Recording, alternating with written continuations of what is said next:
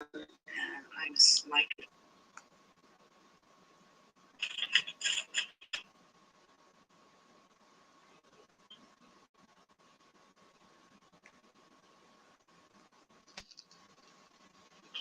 enough said, Jersey girl, walking comedian.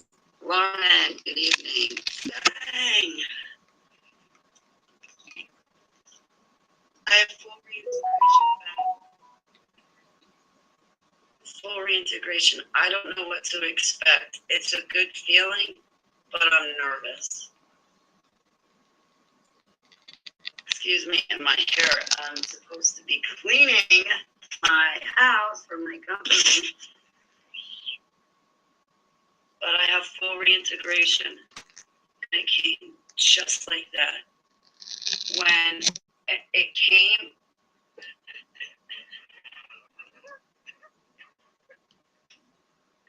with me and all my baby dolls, we took the library in my mind, we took the oval bedroom, we took the bookcase that they were on, and we nuked them.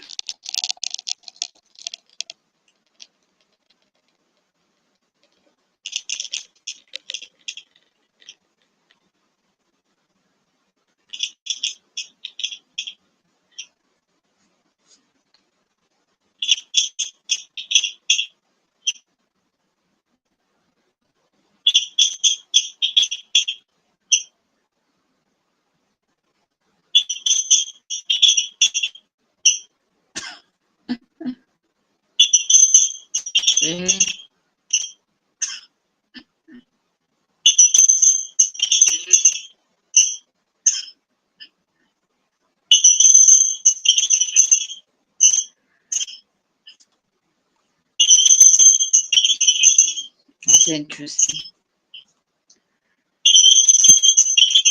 You can hear the screeching noises.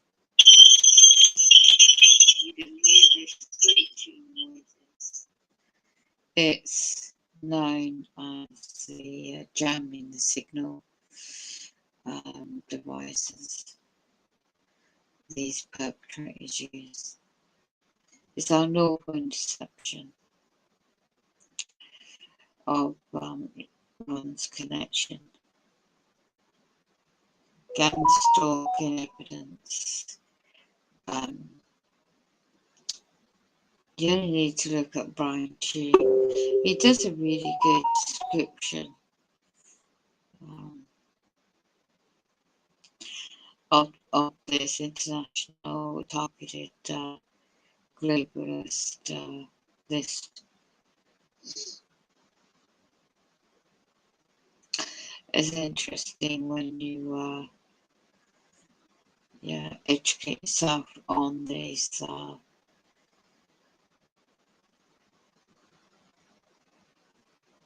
on what's behind it, basically. I mean, the satanic side of this physical existence.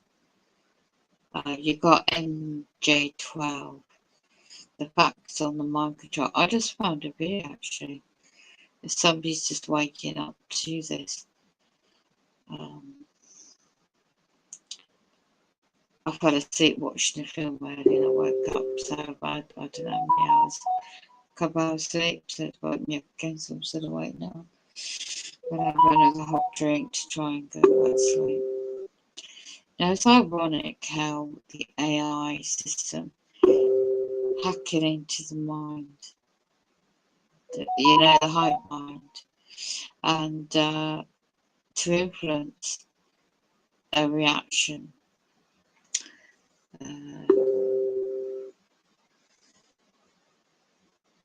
So I haven't really given much of a description of this.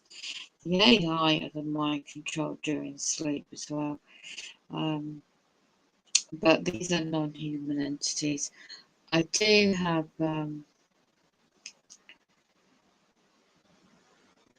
Life in 2050, the transhumanism mixed with AI, I should say. Learning the facts of biodata two-phase effects on Earth and mankind. So you got the weather engineering of the skies as well.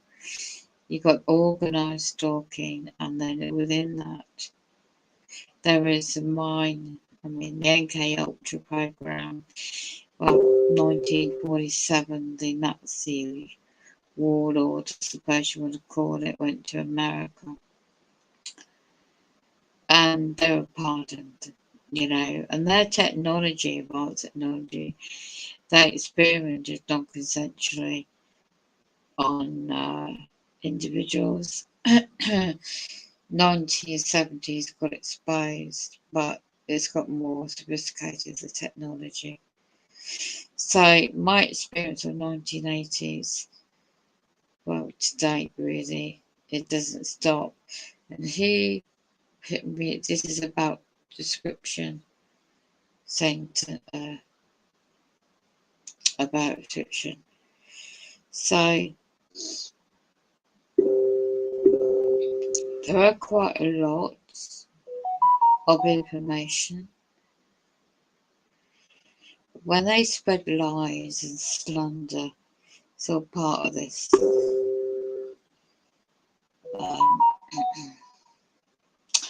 There is also other subjects interlinked to all this going on in the bigger picture.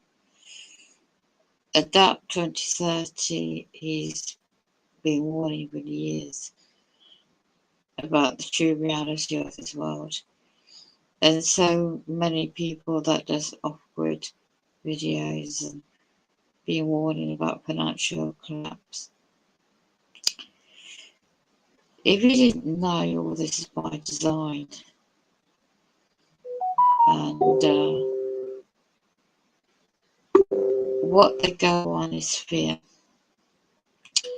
Now the real sort of like natural herbs and so many really informative individuals realise this is spiritual. So the control system is very much full swing. So I am going to try and have a herbal drink again, and I just document the effects of what happens to me when I'm meant to be asleep. They're hack into the neural, the cortex, neuro, the brain, certain parts of the brain, and if I had a device that could monitor my heart rate, how many sleeping hours I actually do get, and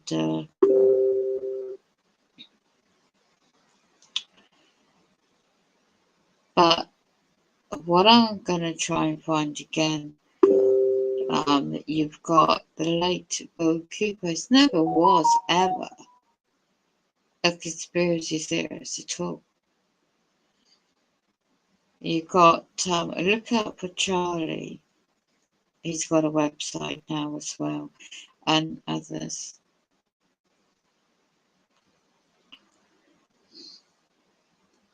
And it's all about empowerment. Starseeds empowerment. We're being tortured non-consensually. I'm just trying to go back out and find the couple of videos. Because if you've been a sky watcher, then you start becoming awakening to the reality of true agendas and the bigger picture. Who are we really on this so-called system of control in the matrix world? You've got these incoming solar system from, people call it Planet 9, But you've got the Nibru moonwood in ancient days, ancient times. It's all been encrypted into, I suppose, ancient times in their writings and pictures. So, have you ever been watching movies, TV shows, futuristic type? And it's like, you say, oh, that's really good movie, Majority Report, pre-thought, pre-crime. All this technology is here already. Is absolutely here already. So,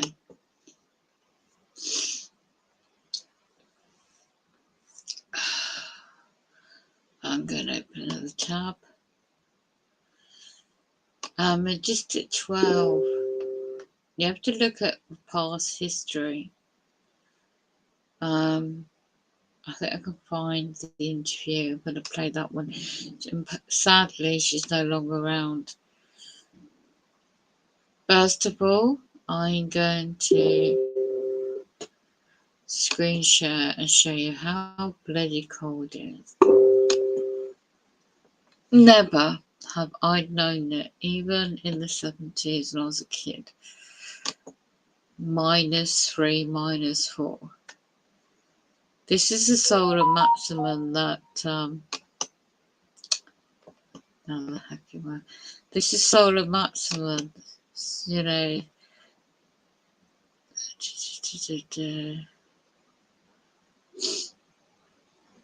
I haven't even got it up, have I? Right.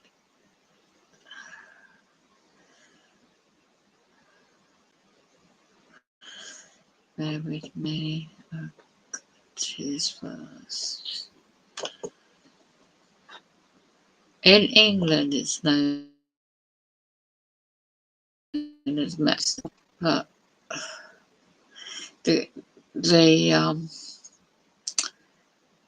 there's like a military proposed Ministry of Defence. It's just a limited company. Feels like -3 right now degrees. Okay. So I can switch on this. So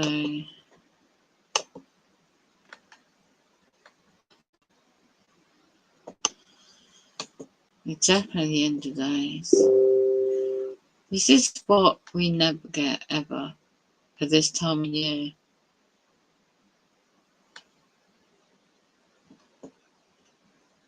The one. So I'm trying to stop hacking my bloody internet.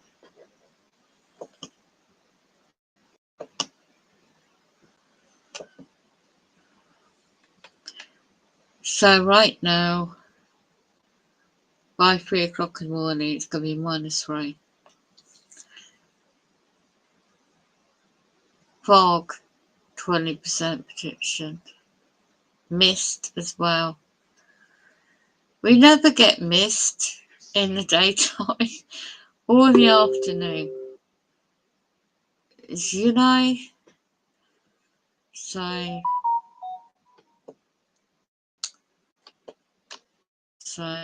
I'm going to go. This is UK mainstream weather forecast.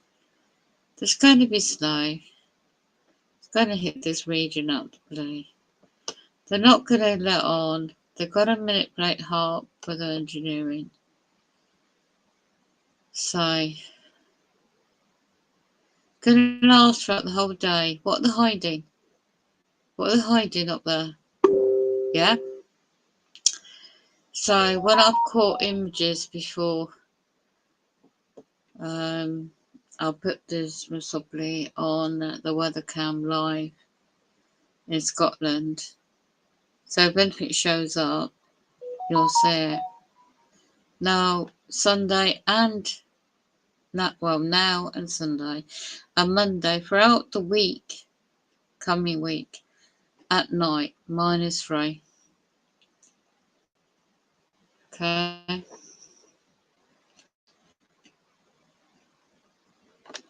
So I'll just show you Tuesday in the day, -1, 1 to 1. We never get that day this time of year. Maybe Christmas period, about a week or so later, 2 weeks, but not this bad.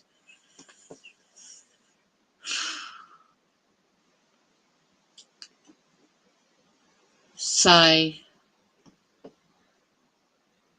it's just like they go straight into the evening time. It's where people are inside because it's cold. If you do have a home, you're not homeless. The cold weather continue. Warnings are in place. So let's have a look at what they're trying to imply.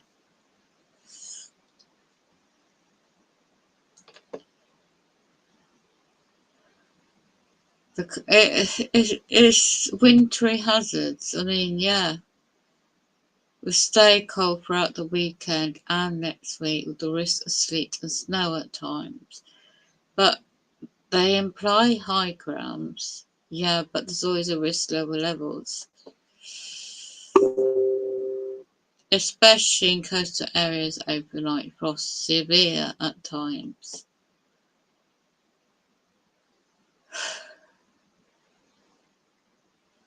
And then you can see their wording dipping to -10 or lower in isolated spots. They've got a Twitter account, of course. Hello. The weather stays cold this weekend in the UK, and as a result, we will continue to see wintry hazards such as ice, some snow and some freezing fog as well. Here's the cold air. It arrived on northerly winds earlier in the week. It's still with us, and we've also got low pressure in the mix. That low pressure picking up areas of showers and feeding them in to windward coasts. So that means that through Friday and into the start of the weekend, it's northern and western parts of the UK prone to showers.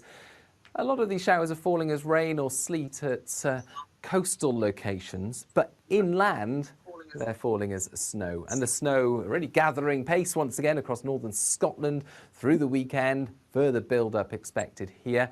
And we're likely to see some snow inland across parts of Northern Ireland, Western England and Wales, where these showers come and go. But even where they're falling as rain and sleet, the main hazard in these areas is ice. Now for southeast Scotland, as the winds change slightly by Saturday and into Sunday, further showers are expected here. And where we don't have the wind, of course, there's the risk of freezing fog patches, both on Saturday morning and Sunday morning, and in some spots that freezing fog could persist into the afternoon. Poor visibility and temperatures staying below freezing through the day. So that's most likely to happen across central and southern parts of the UK, but in other locations further north as well, there's the possibility of those freezing fog patches. But another area that we're watching very closely at this stage is around the southeast of England, because of this area of showers showing up as rain on the coast and over the sea, but it could develop and spin up into a small-scale feature and affect the southeast of England during Sunday and into Monday. I say could because this risk has only started showing up in more recent computer model runs, and not all computer models are suggesting it will happen at all. So there's the small chance of that happening, but if it does, it could bring significant impacts. Now for northern Scotland, well, less uncertainty here because the showers will simply keep going through the weekend, and that yellow warning for snow and ice remains, with the risk of a few centimetres building up inland at lower levels, but 15 centimetres over hills and as much as 30 centimetres in some of the most exposed spots. So, of course, transport disruption and icy patches as well to watch out for through the weekend. Ice, the main hazard around these western fringes. Yeah, there'll be some snow inland, especially over the hills, but the main risk, I think, will be some slippery surfaces to look out for on Saturday morning and Sunday morning. Likewise, snow and ice warning for southeast Scotland as the winds change on Saturday and into Sunday. I think around coasts, rain and sleet and some ice around, but inland, a few centimetres of snow, more so over the hills, 5 to 10 centimetres in places, so risk of transport disruption from that. But here's the most uncertain aspect of the forecast. What we're calling this is a very low probability of medium impacts. So there's a chance that this won't happen at all. But if it does, if we get a few centimetres of snow, or if not higher than that, 5 to 10 centimetres possible in some locations, then it would cause medium impacts, so significant disruption, especially to transport, of course. This is where, when it goes into the middle regions, central UK, this is a UK ports where food distributions, Dover, key this area of England for food distribution and deliveries of goods and services, and Euro trains and ferries, this area, and Euro tunnels, and yeah, so this is the main, you heard what you just said, so that will cause some problems. So and this is the borderline, just found it, right, the borderline for the wind can easily come up and cover, you know, what I'm looking at different models and what I've been watching is the weather engineering HARP. It's so unpredictable, and they can make it come inland and catch people off guard. So yeah, being awake still doesn't help because I need to get some sleep. Back to sleep.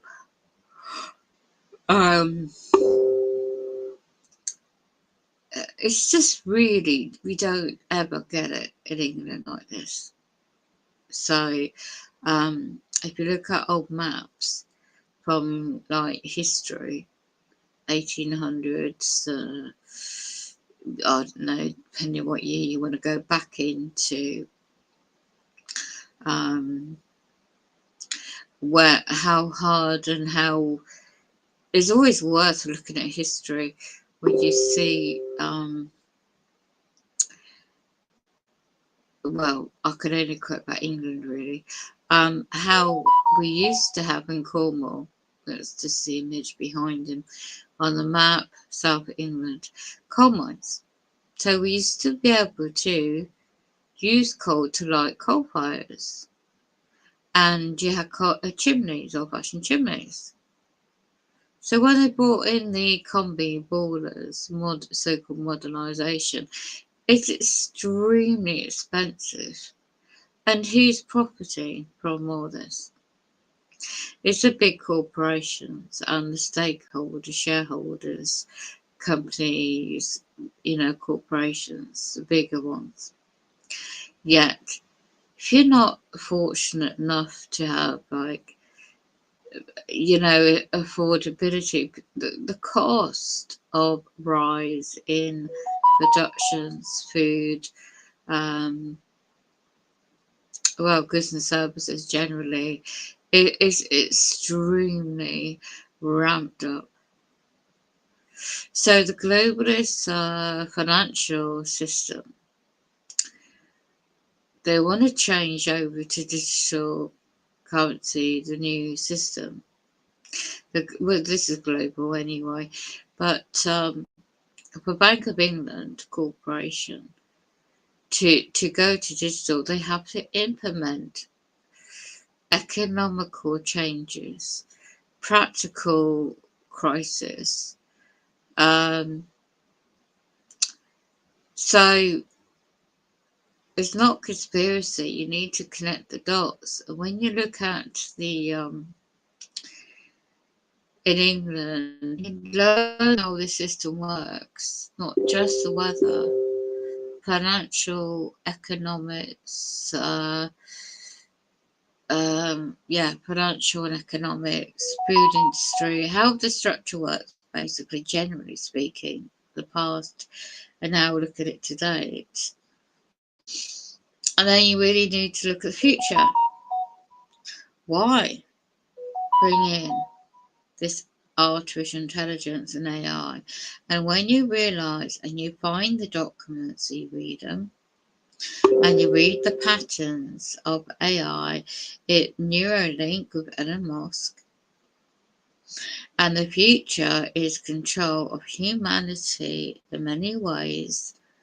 But these global 13 bloodline families from the past to date integrated in every part of society to take on the globalist world, one government, they call it. So that every country singing the same hymn sheet, so to speak, policies, but wording differently in such a way to suit their own population. So when I share the educateyourself.org website, it's information for those that may want to know the past history and the various subjects, positively, negative, and factual information. So, weather engineering, or you could call it Geo Engineering, Dean Witherton. There's a YouTube channel one can go and see. He's just posted another video up where they have been manipulating the world's weather, and over here in England too, and experimentation. They can make any type of weather, controlling it, spraying the skies. They're preparing already now. What's going to be the ultimate distraction? Football at the moment, the World Cup. Then economics, the climate financial system. Get people to focus on traditional holidays, Christmas, New Year's Eve parties. You'll be so lucky if you can get out, because they want people to get used to being inside. Why? Because Against the Grain is a YouTube channel. He's got very good mathematical models, computer models. And he's shown evidence, like others have, of inbound Nibiru Winwood systems. I've seen others do that too. Predicting this December and January. So you create this cold weather, create the fog, create the mist, so you cannot see with your naked eye. But see and look up and watch. If you observe weather cams in different parts of the world which doesn't have this type of weather, you might just see information and hints of comets. You just notice the so-called sunrise or setting and in between. And where the warmer climates at the moment are, if they have weather cams, live weather cams, you might be able to see a bit more over that too. I'm not too sure the Alaska's type weather cameras are still working. I haven't checked for a long time, but these are definitely distractions. Manipulate the weather, financial crisis, cold weather affecting the health, then the strikes in England, the rail, postal strikes, health strikes, public servant strikes. So to bring in, you might wake up later or might be on the news Sunday, Monday, suddenly the military of defence. It won't be frontline military. It'd be reserves that have been trained to take over the running of infrastructures. So whether it's ambulances or whether it's the fire brigades or yeah, it's not a coincidence where they all seem to be striking or close proximity to this period of time now. The next few days, leading up to Christmas period, after that, and into the new year. It all concurs into when the Nebula system is to impact and affect the weather and so close and low level proximity to Earth. You know, and it really is worth looking at. If you're used to your technology and you're used to your gadgets and used to, it's always worth looking at going back old school. The old electronics that don't need all this connection to Wi-Fi, for example, internet. Looking at your blankets and your old. I remember so many things from growing up that I was taught, and I just need a good day that I'm not freezing day and night to be able to have the energy to go through the things I have. Just to and then there's a few other little tips you can do to insulate your home, but what they're hinting at is that when they say check on your friends or your elderly or vulnerable or disabled people, I mean, if you're targeted and gaslighted, you're not going to have that. So, just to finish up with what he was sharing on the weather. Very populated part of the UK, but it used to a few centimetres of snow, certainly not in recent winters. So those are the main weather warnings through this weekend, but we'll keep you updated right here at the Met Office so that you can make sure you're prepared if you're heading out travelling, and main advice is to look after yourselves and look after others as well, please. Tell you what he says.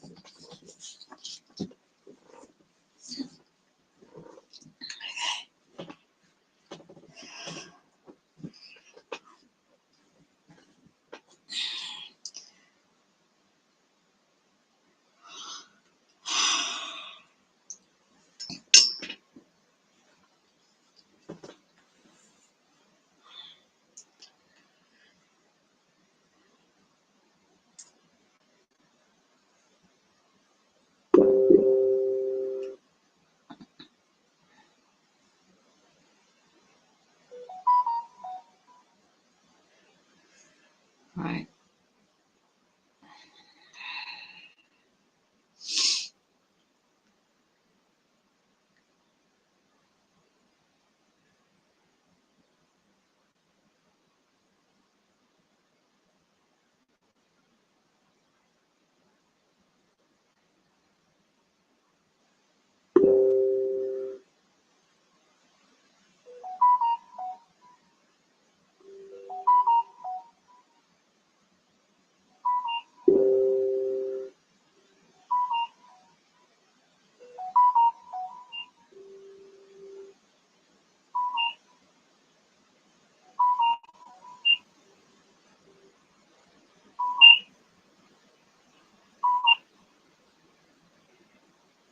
Fault, because who knew that the government would lie about such a thing? In fact, the number one reason I hear, Richard, why the moon landings must be real is that the government wouldn't lie about such an important thing. Yeah, exactly.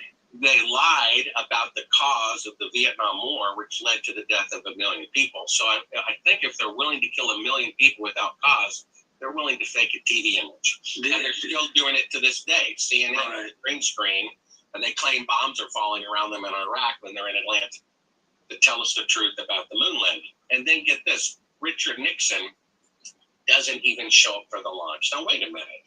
If you're president, heard a track of audio, talking to them privately, vertically, with 6 supercomputers on it, didn't work 5 times in a row, how could they, with 1 millionth of the computing power, Pentagon is ignoring a law and no one calls them on it? We have William Binney, worked for the NSA and upper management for 30 years, goes on national TV and says, oh, by the way, we spy on the private phone calls of presidents, senators, and Supreme Court justices to get dirt on them and blackmail them into voting a particular way. There It's you an go. established fact. No one contradicts him, not a single investigation. But someone leaks out that the Democratic Party is giving more delegates to Clinton, even though Bernie Sanders is getting more votes, then the FBI goes after the person who leaks that information. There you go. Right. You know, Which is that a should- clue of how the system is working. Yeah, I mean, if Ron Paul was getting the most votes and yet got 1% of the media, you have Bernie Sanders on the other side getting more votes but getting fewer delegates. It means both parties are corrupt. They're not going to let an honest person get to the top unless There it's you by go. some mistake. You know? And so this whole idea that we have, I don't even know why that's legal. If a person in a primary, which is a step toward the presidency, receives twice as many votes, not 10% more, 100% more votes than second place, but second place gets more delegates. Why that's legal, I have no idea. They say, well, if the Democratic Party is a private club, we can do whatever we want. But then it's a vote toward the presidency and you're screwing with it. So that should be illegal. You have Tulsi Gabbard, right? Who, not looking at each other, all faces into their phones. Right. They food that way too around the table, everybody communicating by text message and stuff like that. And that's prior to the advent of Meta, where they won't even see the outside. Yeah, and I think what it really boils down to is, and this is programming as well, people have stopped believing in God. And with no Yes. God, they have another God. If you turn on NPR, all that they talk about nonstop, year after year, decade after decade, is politics. Yeah. So politicians have become people's gods, and false gods at that, because they're a bunch of liars. They say one thing and they do the exact opposite as soon as they're elected, right? And so without a concept of God, there's really no concept of evil. There's no concept of good versus evil, light versus darkness, which just boils down to truth versus lies. And therefore they don't see the 9/11 lie, the Kennedy assassination lie, the moon landing lie, because they Do it. I think so. Yeah. And God forgave over and over again grievous sins in the Old Testament. And then Jesus said, you have heard it said, do not commit adultery, but the standard is higher. Don't lust. He said, you've heard it said, do not murder. The standard is higher. Do not hate. And in Revelation it says these plagues, which have probably already begun. Now I'm going to go into Dean Widdowson. Geoengineering. If you're between 40 and 65 years old and don't have life insurance, then this message is... Shall propose further cooperative efforts between all the nations in weather prediction and eventually in weather control. 60 years ago, President Kennedy and President Johnson speaking openly and candidly about the U.S. government's ongoing efforts to control the weather. And as Johnson said, he who controls the weather controls the world. 15 years earlier, in 1947, the U.S. military had already officially deployed hurricane modification operations with Project Cirrus. How far has the U.S. military's technology advanced in 75 years? Search geoengineeringwatch.org hurricanes, view some of the reports, and find out. Once Lyndon Johnson took over the presidency after the JFK assassination, there was discussion on the subject of global climate cooperation. From presidency.ucsb.edu, this statement by the president on the agreement with the Soviet Union for the exchange of weather information. The following is a historical statement on the record made by President Johnson. Quote, I'm happy to be able to announce that we have reached an agreement with the Soviet Union for the exchange of weather information between Washington and Moscow. Keep in mind, this statement was made during the height of the Cold War. Johnson continues, this is a good step forward in building the world weather system. What's that mean exactly? You decide. There's more from President Johnson. He further stated this. In 1961 and 1962, the United Nations called upon the World Meteorological Organization to develop a program of cooperation that would strengthen weather, service, and research. The organization responded with a concept of a world weather system and has designated Moscow and Washington as two world weather centers. Read between the lines. The two superpowers with the two largest military machines, their cooperation in climate intervention operations is beyond question. It isn't possible to climate engineer in any single region without impacting the entire planet. Both countries have their own reasons for manipulating the climate, and the global power structures, like the mafia families, absolutely collude and cooperate on many dire issues. This is certainly core in that equation, the climate engineering operations. With all this in mind, Johnson continues further by mentioning, quote, international cooperation in weather matters and my desire to ensure that all departments and agencies of the United States government do their full part in support of international weather activities. What should we suppose President Johnson meant by using the word activities? From another historical document on weather manipulation dated October 23rd, 1964, Johnson stated this: Dear Mr. Secretary, as you are fully aware, we have over the past few years witnessed a substantial increase in international cooperation in weather matters. The United States, I have pledged the cooperation of the United States in the development of us and to the world at large. Now enter Project Popeye in Vietnam. The U.S. military used weather warfare to flood numerous regions of the country of Vietnam, which and again, this is recorded history, not speculation. As we continue down this path, it seems some of the global elite pretended to care about climate engineering being an unfair and destructive practice. Consider the title of this U.S. congressional document from October 23rd, 1974, heading Weather Modification, from the Committee on Foreign Relations, United States Senate. Title: The Need for an International Agreement Prohibiting the Use of Environmental and Geophysical Modification as Weapons of War. Smoke and mirrors, all of it. AKA, hearings like this were all a facade. The U.S. military never intended to stop using weather weapons, nor have they. Why would they?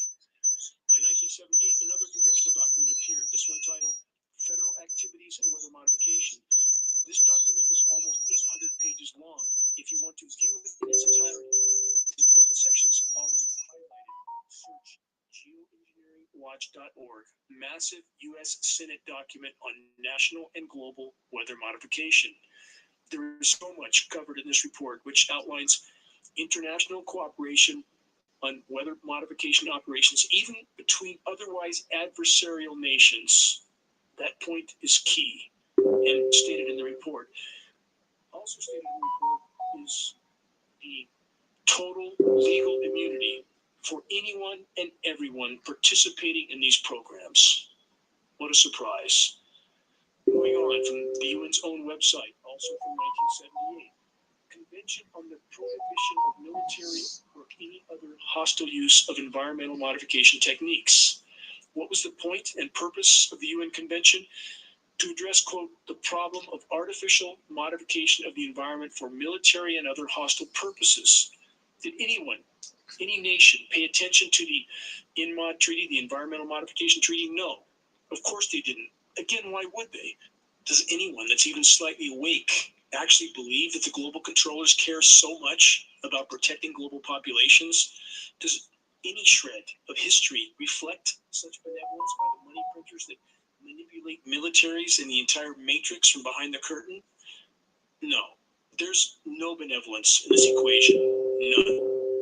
Dozens of countries around the world have been droughted out and brought to their knees for decades by climate intervention operations, which are profoundly effective at disrupting rainfall patterns, causing devastating drought, or triggering deadly deluge, along with other even more shocking climate engineering capabilities like engineering winter weather.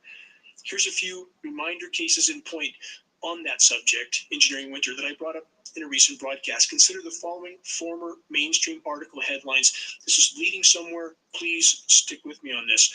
November 10th, 2009, from ABC News. Artificial snowstorm brings chaos to Beijing. From that report, Chinese scientists have artificially induced the second major snowstorm to wreak havoc in Beijing this season. Statement said, reigniting debate on the practice of tinkering with Mother Nature.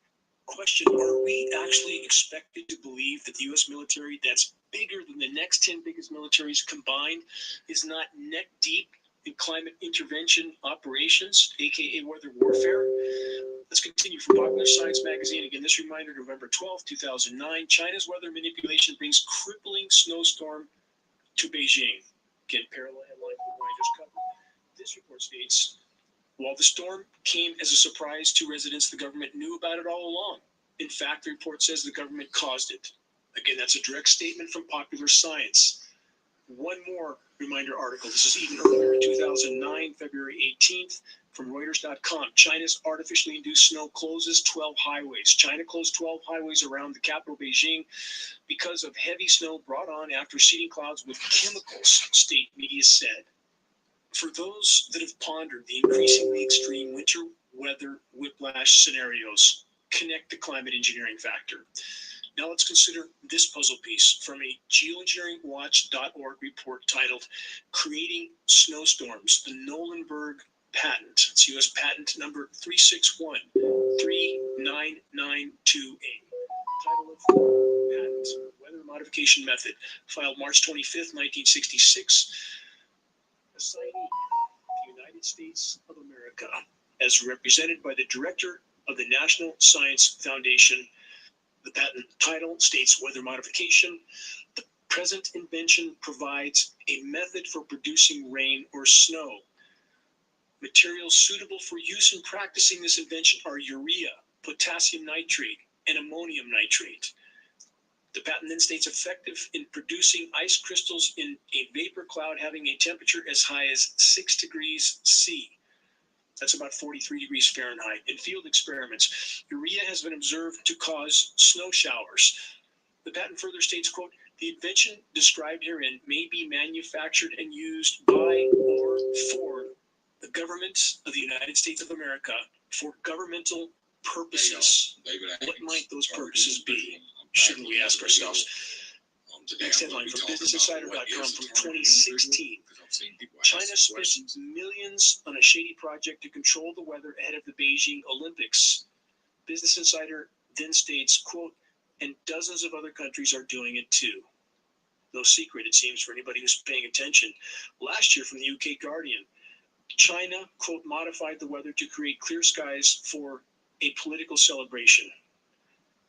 Before continuing on this theme, consider that all the verifications of the climate engineering reality that I just covered is the smallest sliver of the total available data and film footage that conclusively proves the climate engineering reality. Yet, the elaborate denial from all official sources and from their dedicated minions continues. From a Fox News report only a week ago, the White House to study releasing aerosols into the atmosphere. Report says this practice, called geoengineering, aims to reflect the sun's radiation from the stratosphere back into space to minimize rising temperatures. Yes, let's all keep pretending that the climate engineering atrocities we see in our skies are actually just proposals that aren't actually there. It just looks like they're there. That's what we're officially told to believe. All available data confirms that climate intervention operations have been ongoing for over 75 years. Question, how's that, quote, minimizing of temperatures claim from the White House actually going so far? Not so well, as the planet hurls toward total meltdown. Climate intervention programs have pushed us from the frying pan into the fire. Stay with me, it gets better. From Yahoo News and other sources, the pushback from the power structure controlled media and so-called scientists that are tasked with officially denying climate engineering operations. Their job is to cover the tracks of the climate engineers, aka the weather terrorists. Here's the headline from this week. Carbon emissions, not weather modification, are driving global warming. Again, this is from yahoonews.com. The report then states scientists agree that carbon emissions are to blame for global warming, but social media posts claim humans are engineering severe storms and heat waves. Yahoo then says this is false. The report states, experts say existing weather modification technology cannot be used to deliberately manipulate the climate. Let's repeat that last statement. From this shockingly transparent disinformation and denial attempt, experts say existing weather modification technology cannot be used to deliberately manipulate the climate. This statement is nothing more than Orwellian doublespeak. For the record, when massive global weather modification operations are carried out every single day all over the world for decades, that translates to climate engineering operations. Now, consider the next statement made in this damage control report put out by Yahoo News, put out because people are waking up to the climate engineering operations. The next statement in the report was made by the world's most recognized climate engineering scientist, Dr. David Keith. Again, we're going to talk about Dr. David Keith because he is the front man for the climate intervention denial. Referring to climate engineering operations, Dr. Keith said, quote, "It's possible to spray aluminum or barium, but there's no reason I'm aware of. As to why it would make sense, it's not been seriously proposed as a way to modify the climate," end quote. The statement was made on an email from Dr. David Keith, November 29th, 2022, according to the report from Yahoo. Again, Dr. Keith stated that he is not aware of any reason spraying aluminum would make sense, and it, quote, "has not been seriously proposed as a way to modify the climate." With all that in mind, and with everything I've already covered in this broadcast in mind, listen to the following in David Keith's own words. Regular listeners have likely heard this audio, but many of our more recent on-air radio listeners have not. Given Dr. Keith's very recent statement that spraying aluminum wouldn't make sense, quote unquote, the following audio recording from an International Climate Engineering Conference in 2010 has new relevance. Please forgive the background music. This audio is the only copy we have of this exchange. Here it is. The little picture is from a nanofabrication study, which shows you can make very high quality and do this in just a jet in a very simple way. Make high quality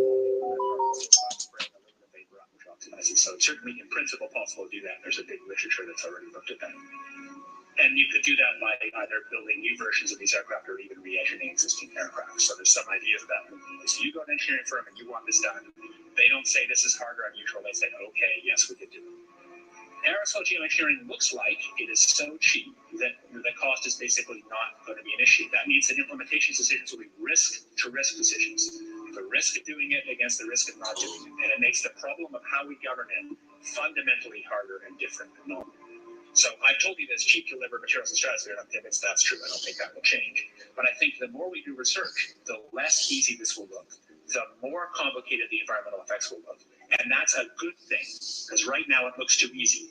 So I think that if we do more research, we're likely to find out that it's harder and more complicated than we thought, and that side effects are harder to manage. And that's a healthy outcome that will make it easier to do the management. During Dr. Keith's presentation at this International Climate Engineering Conference, prior to the recording you just heard, his actual proposal was to spray 10 million tons of aluminum nanoparticles into our atmosphere annually. That was amazing. Keith said it would be, quote, cheap and easy. And now he says he can't think of any reason why it would make sense to spray aluminum as part of climate engineering operations.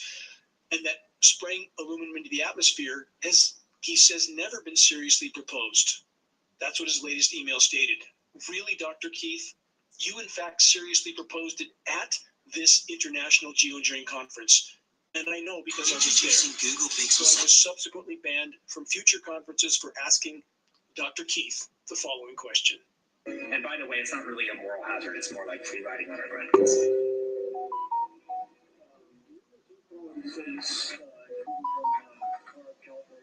Research Board have named submicron-sized particulates as being particularly harmful for human respiration. In all the discussions today, I have not heard any mention of this fallout And has this been studied, and also the effects of a highly reactive metal like aluminum on toxifying soils and waters? The question is, what would be the effects of these materials on human health if they came down into the stratosphere? In particular, small particles and aluminum. So the collaborators of mine working on the aerosol scheme are actually folks from Carnegie Mellon who focused on human health impacts. And while we haven't published it, that was the very first thing we did, was do the order of magnitude calculation in a pencil paper, but with an expert on human health impacts about whether there could be an issue. And for aluminum or other particles, there are a lot of toxicological things that need to get looked at seriously. But if you're just thinking about the sheer number of particles and the human health impact of small particles, the answer is, well, we haven't published it. That was the first thing we looked at with some of the leading experts who do epidemiological research on human health impacts, and it's not even close to being an issue. So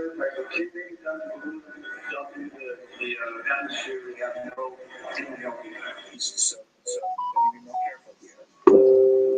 To separate out the toxicological, so the alumina, we've only begun to research and published nothing. We haven't done anything serious on alumina, and so there could be something terrible that we'll find tomorrow. We haven't. Now consider that exchange. Dr. Keith starts by stating that, quote, it's not really a moral hazard. It's like free riding on our grandkids, referring to his proposal to spraying 10 million tons of aluminum nanoparticles into skies annually for solar radiation management operations. Not really a moral hazard, like free riding on our grandkids. Anyone have a problem with that statement? I certainly do. Then my question about toxicological studies on spraying 10 megatons of aluminum into our skies. Keith's response, paraphrased, there are lots of pollution particles up there already. 10 million tons more won't hurt. My follow-up question, the existing pollution isn't aluminum. Have toxicological studies been done on this specific element, which is toxic to virtually all life forms? Keith's response, no. They never actually studied the toxic effects of aluminum before seriously proposing spraying 10 million tons of it into our skies. Keith eventually states terrible things could happen that we haven't looked at. Such a reassuring statement from the world's most recognized climate engineer that, as stated in the Yahoo News report, now claims that he knows of no reason to spray aluminum and it has not been seriously proposed for modifying the climate. They make it up as they go, covering the tracks of the climate engineers as the insanity rages on in our skies. Next, from this same Yahoo News report that's clearly damage control because people are waking up to the climate engineering insanity, the Yahoo report then states a study published in 2016 surveyed 77 atmospheric chemists and geochemists on whether they had observed evidence of a, quote, secret large-scale atmospheric program, such as that alleged by, quote, chemtrails theorists. All but one of them said they had not, according to the Yahoo report. Note that all official sources in their media lapdogs stick to the non-scientific term chemtrails, which is exactly why those of us fighting against the climate engineering insanity should stick to the science terms so we can't be so easily marginalized. Again, for the record, there is definitely more to this statement made by Yahoo News and this so-called survey about the alleged 77 climate scientists that denied ongoing climate engineering operations. Here is the title of a Geoengineering Watch report that can be searched online or on our website. Scientists surveyed unanimously refused to deny climate engineering reality. Geoengineeringwatch.org, working with a team of attorneys, surveyed 1,518 climate scientists and experts with a simple question.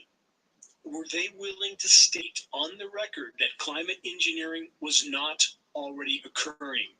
How many of the 1,518 scientists were willing to deny climate engineering on the record? Exactly none.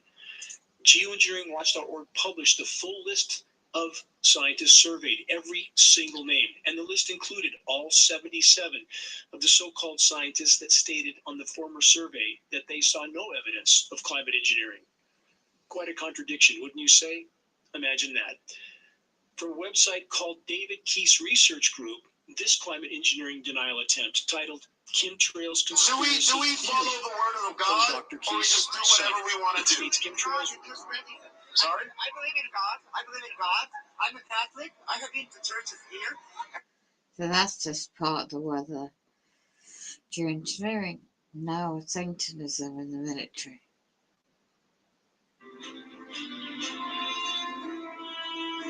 Okay, and let's get right back to it. Hour number 2 tonight, it's a Gordon Duff night. So, ladies and gentlemen, get your blankies and curl up in your favorite position, whatever that may be, and get ready to hear stories from Uncle Gordy. Unfortunately, I suspect we're not going to have too much fun tonight because of what's going on in Syria and the Middle East. And I have to say that this John Kerry is one of the most. I am not a fan of Hillary Clinton, but I'll tell you, this guy comes close. He is a very repugnant human being. It is obvious who he works for. He is clearly arrogant, condescending, and all the rest of it. He embodies the ugly American, like few I've seen.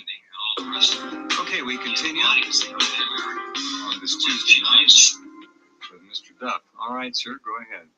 Chemical weapons, traceable. Yep, traceable. About 8 days ago, Janet Phelan, you know Janet, introduced me to Jeffrey Silverman, an academic and a rather thorough investigative journalist who has been working in the Caucasus for some time. And yes, Jeffrey may or may not be Jewish, as a number of people are. What he is a superb researcher and pretty good people. So, in a chance, somebody you may want to interview. Silverman had been working in and around Azerbaijan, Armenia, and Georgia, and found within Georgia and in Eastern Europe a number of black sites that the U.S. had taken over. Now, we had taken them over under the guise of demilitarizing these sites, which were all producing VX, producing sarin, germ warfare sites.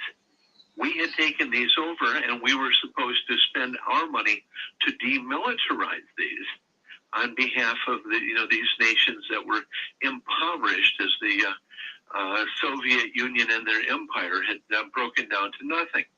Well, as we had used these same countries as black sites for our torture prisons, we had kept some of these facilities alive also to develop strains of bird flu, to poison vaccines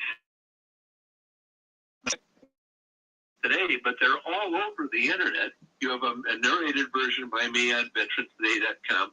I'm saying you should probably go to that, but any of them are fine.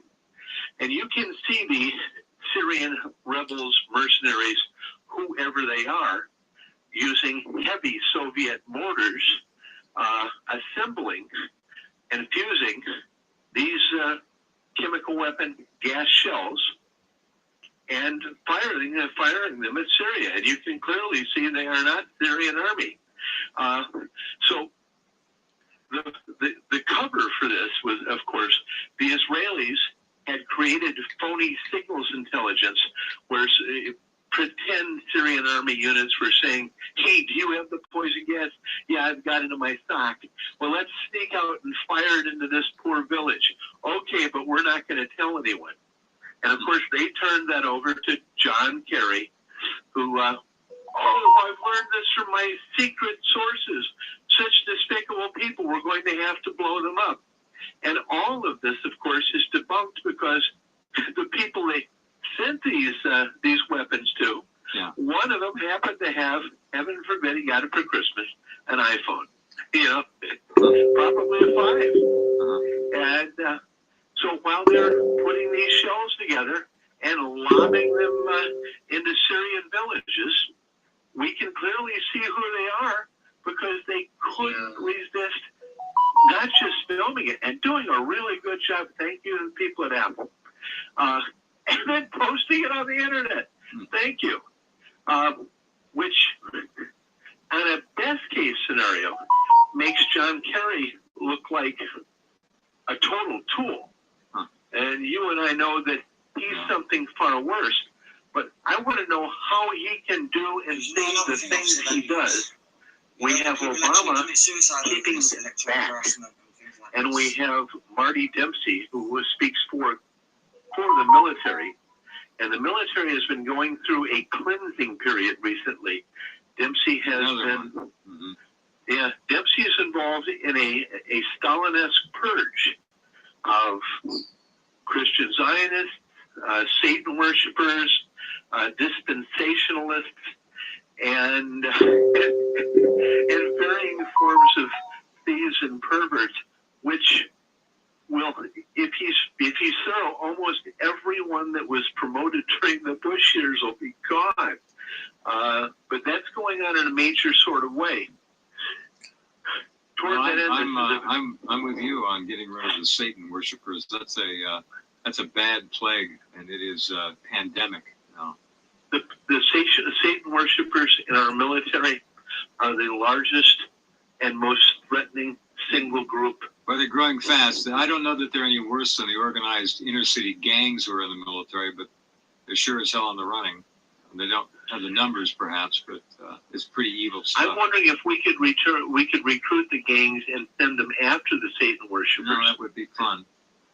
Fun to see. I'm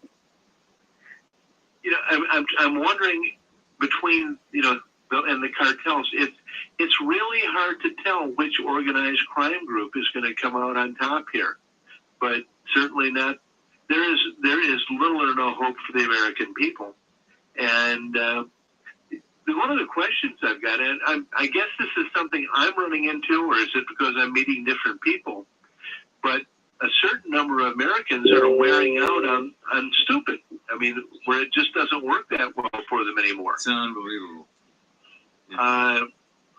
So this trailer is right next door to mine right here, right? This vehicle, 2 nights ago around like 10 o'clock.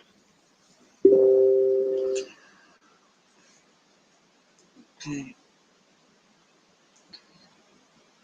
Sanctus in the military, part 1. Stone. Stick around for an exciting episode of Buzzsaw. What was happening and why? Well, it's important to put all of this in perspective in terms of that whole gray, murky underworld of the United States Army daycare during the 1980s. And I'm still getting a lot of feedback on my voice, so hopefully you're hearing me clearly. And I'll just continue going ahead as best as I'm able with the extraction of feedback. Other than that, I'll follow ahead. Yeah, you're coming clear. We can hear you clear. So. Okay. We got you. Wonderful, wonderful. So what happened was the United States Army in the 1980s had, of course, bases all over the world, far more so than it does today.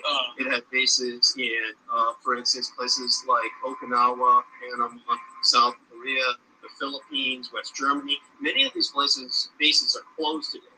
And at that period in time in the 1980s, the United States Army was caring for over 100,000 children a day. And the allegations that were ongoing at the Presidio military base were ongoing throughout all of the military bases, Army, Air Force, Navy, worldwide.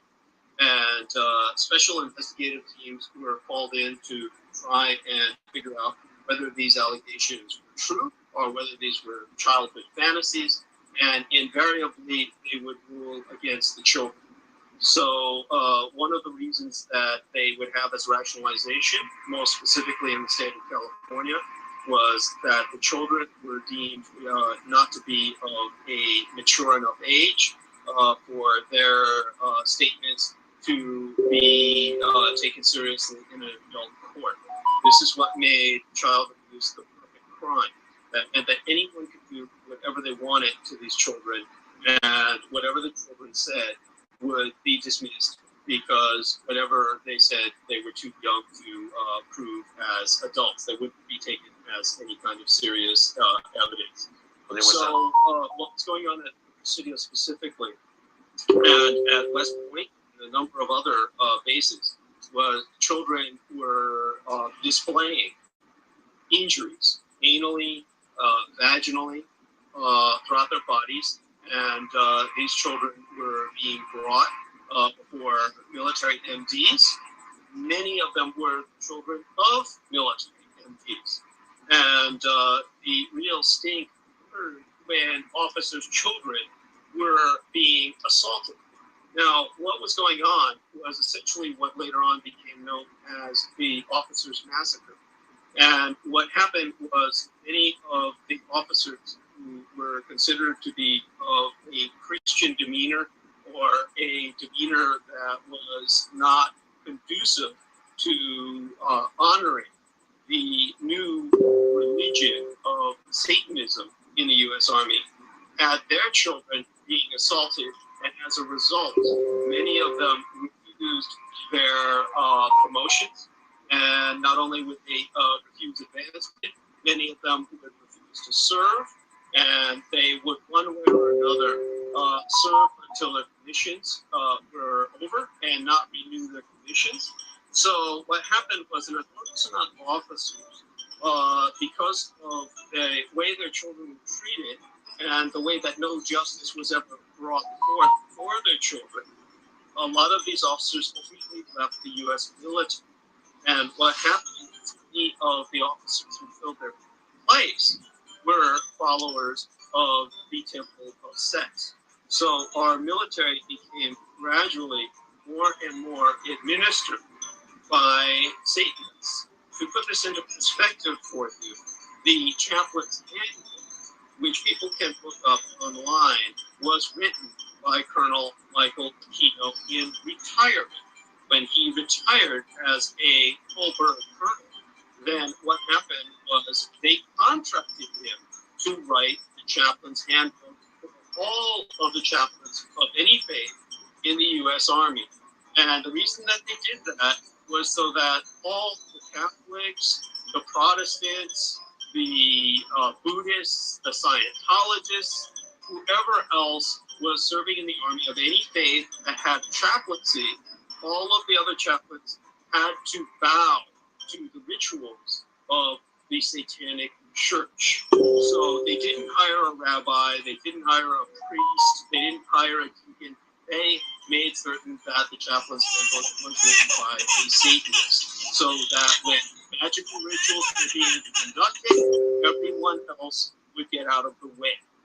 Now, one of the reasons that this became so possible was through the work of human battering rams of Colonel Michael Aquino, such as Colonel Timothy Chalons, and there was, of course, James Channon of the 1st Battalion. And the 1st Battalion actually established a Satanic warrior monks monastery in Santa Fe, New Mexico. And this was paid for by your tax dollars, but it privately incorporated so that it could be severed from the U.S. Army chain of command. Now, the reason that this is so important is because Colonel Michael Aquino would often, as you well know, appear on Oprah Winfrey, many other television talk shows, dressed openly in his satanic regalia. And he was allowed to proselytize for his religion, so long as he did not wear a U.S. Army uniform. Now, because he was not allowed to wear a U.S. Army uniform while he was proselytizing the religion on mass media, he circumvented that through James Channon. James Channon was able to wear his full military uniform and promote the 1st Earth Battalion, which began to become more and more responsible for military training. One of their followers was Lieutenant Colonel Timothy Chalons, and Chalons wound up teaching at the United States Military School of Advanced Military Studies in Fort Leavenworth, Kansas. The acronym for the School of Advanced Military Studies is SAMS. Now, he was responsible for training that class of officers known as the quote-unquote Jedi Knights, who led the United States Army in Operation Desert Storm. Now, to put this into perspective for you again about how important Colonel Aquino's influence was, he was very similar to Kissinger in terms of his State Department influence through several administrations, to the point where Henry Kissinger was, in a very real sense, running America's foreign policy as opposed to our domestically elected presidents for a period of time. Aquino had that kind of effect on the U.S. military. One of the ways that this was done was in the dismissal of the concept of satanic crime. Now, in the 1980s, thanks to men like Geraldo Rivera, we have a very negative view of investigations of satanic crime. Now, whether that was intentional or not, I do not know. But what I can tell you is that every major urban police constabulary had begun to specialize or isolate specialist departments that would do nothing but pursue and investigate satanic crime, because satanic crime was beginning to become a major national concern. Now, an example of this would be the lady who arrested my high school teacher, Gary Willard Hambright, and her name was Inspector Sandy Gallant. Last name spelled G-A-L-L-A-N-T, first name spelled S-A-N-D-I. Now, Sandy Gallant was a San Francisco Police Department inspector who became notorious when a headless body was found in Golden Gate Park, and in place of its human head was placed the head of a black chicken. Now, she said, this is Santeria, and it is Valjean of the most negative sort, and someone will try to break into the coroner's office and reunite the head with the body in order to ambulate a zombie. Now, everyone laughed at her, and she almost lost her job until a security guard who worked at the San Francisco coroner's office lost his life fighting off an assailant who broke into the coroner's mortuary and basically tried to reunite the head with the body. Now, he escaped, whoever this individual was, with the head, but the body was not reunited. And the potential for a zombie being created, rampaging through the city of San Francisco, apparently never took place. Sandy Gallant at that point became recognized nationally as a specialist in satanic crime. Now, at that point, Sandy Gallant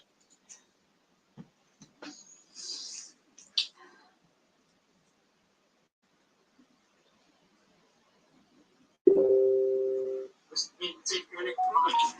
Now, at that point, Sandy Gallant was confronted with myself, who told her that my high school teacher, Gary Willard Hambright, who was an ordained Southern Baptist minister without a pulpit, who was homeless, he lived in a church, who could not keep his child pornography stashed at the church, so he kept it at John O'Connell Vocational Institute, the high school which I attended. I majored in commercial illustration because I grew up in San Francisco before computers became an everyday and universally accessible tool. In those days, we had an entire underground industry of drug-oriented comics, occult-oriented comic books, pornographic comics. So as a commercial illustrator who won a scholarship to the San Francisco Academy of Art, and this was before they lost their accreditation for a number of years, I was illustrating pornography before I was of legal age to purchase it. Now, my high school teacher, Gary Willard Hambright, kept all his child porn stashed in the art lab, saying that it was art references. Now, all the teachers at the school would peruse it for their own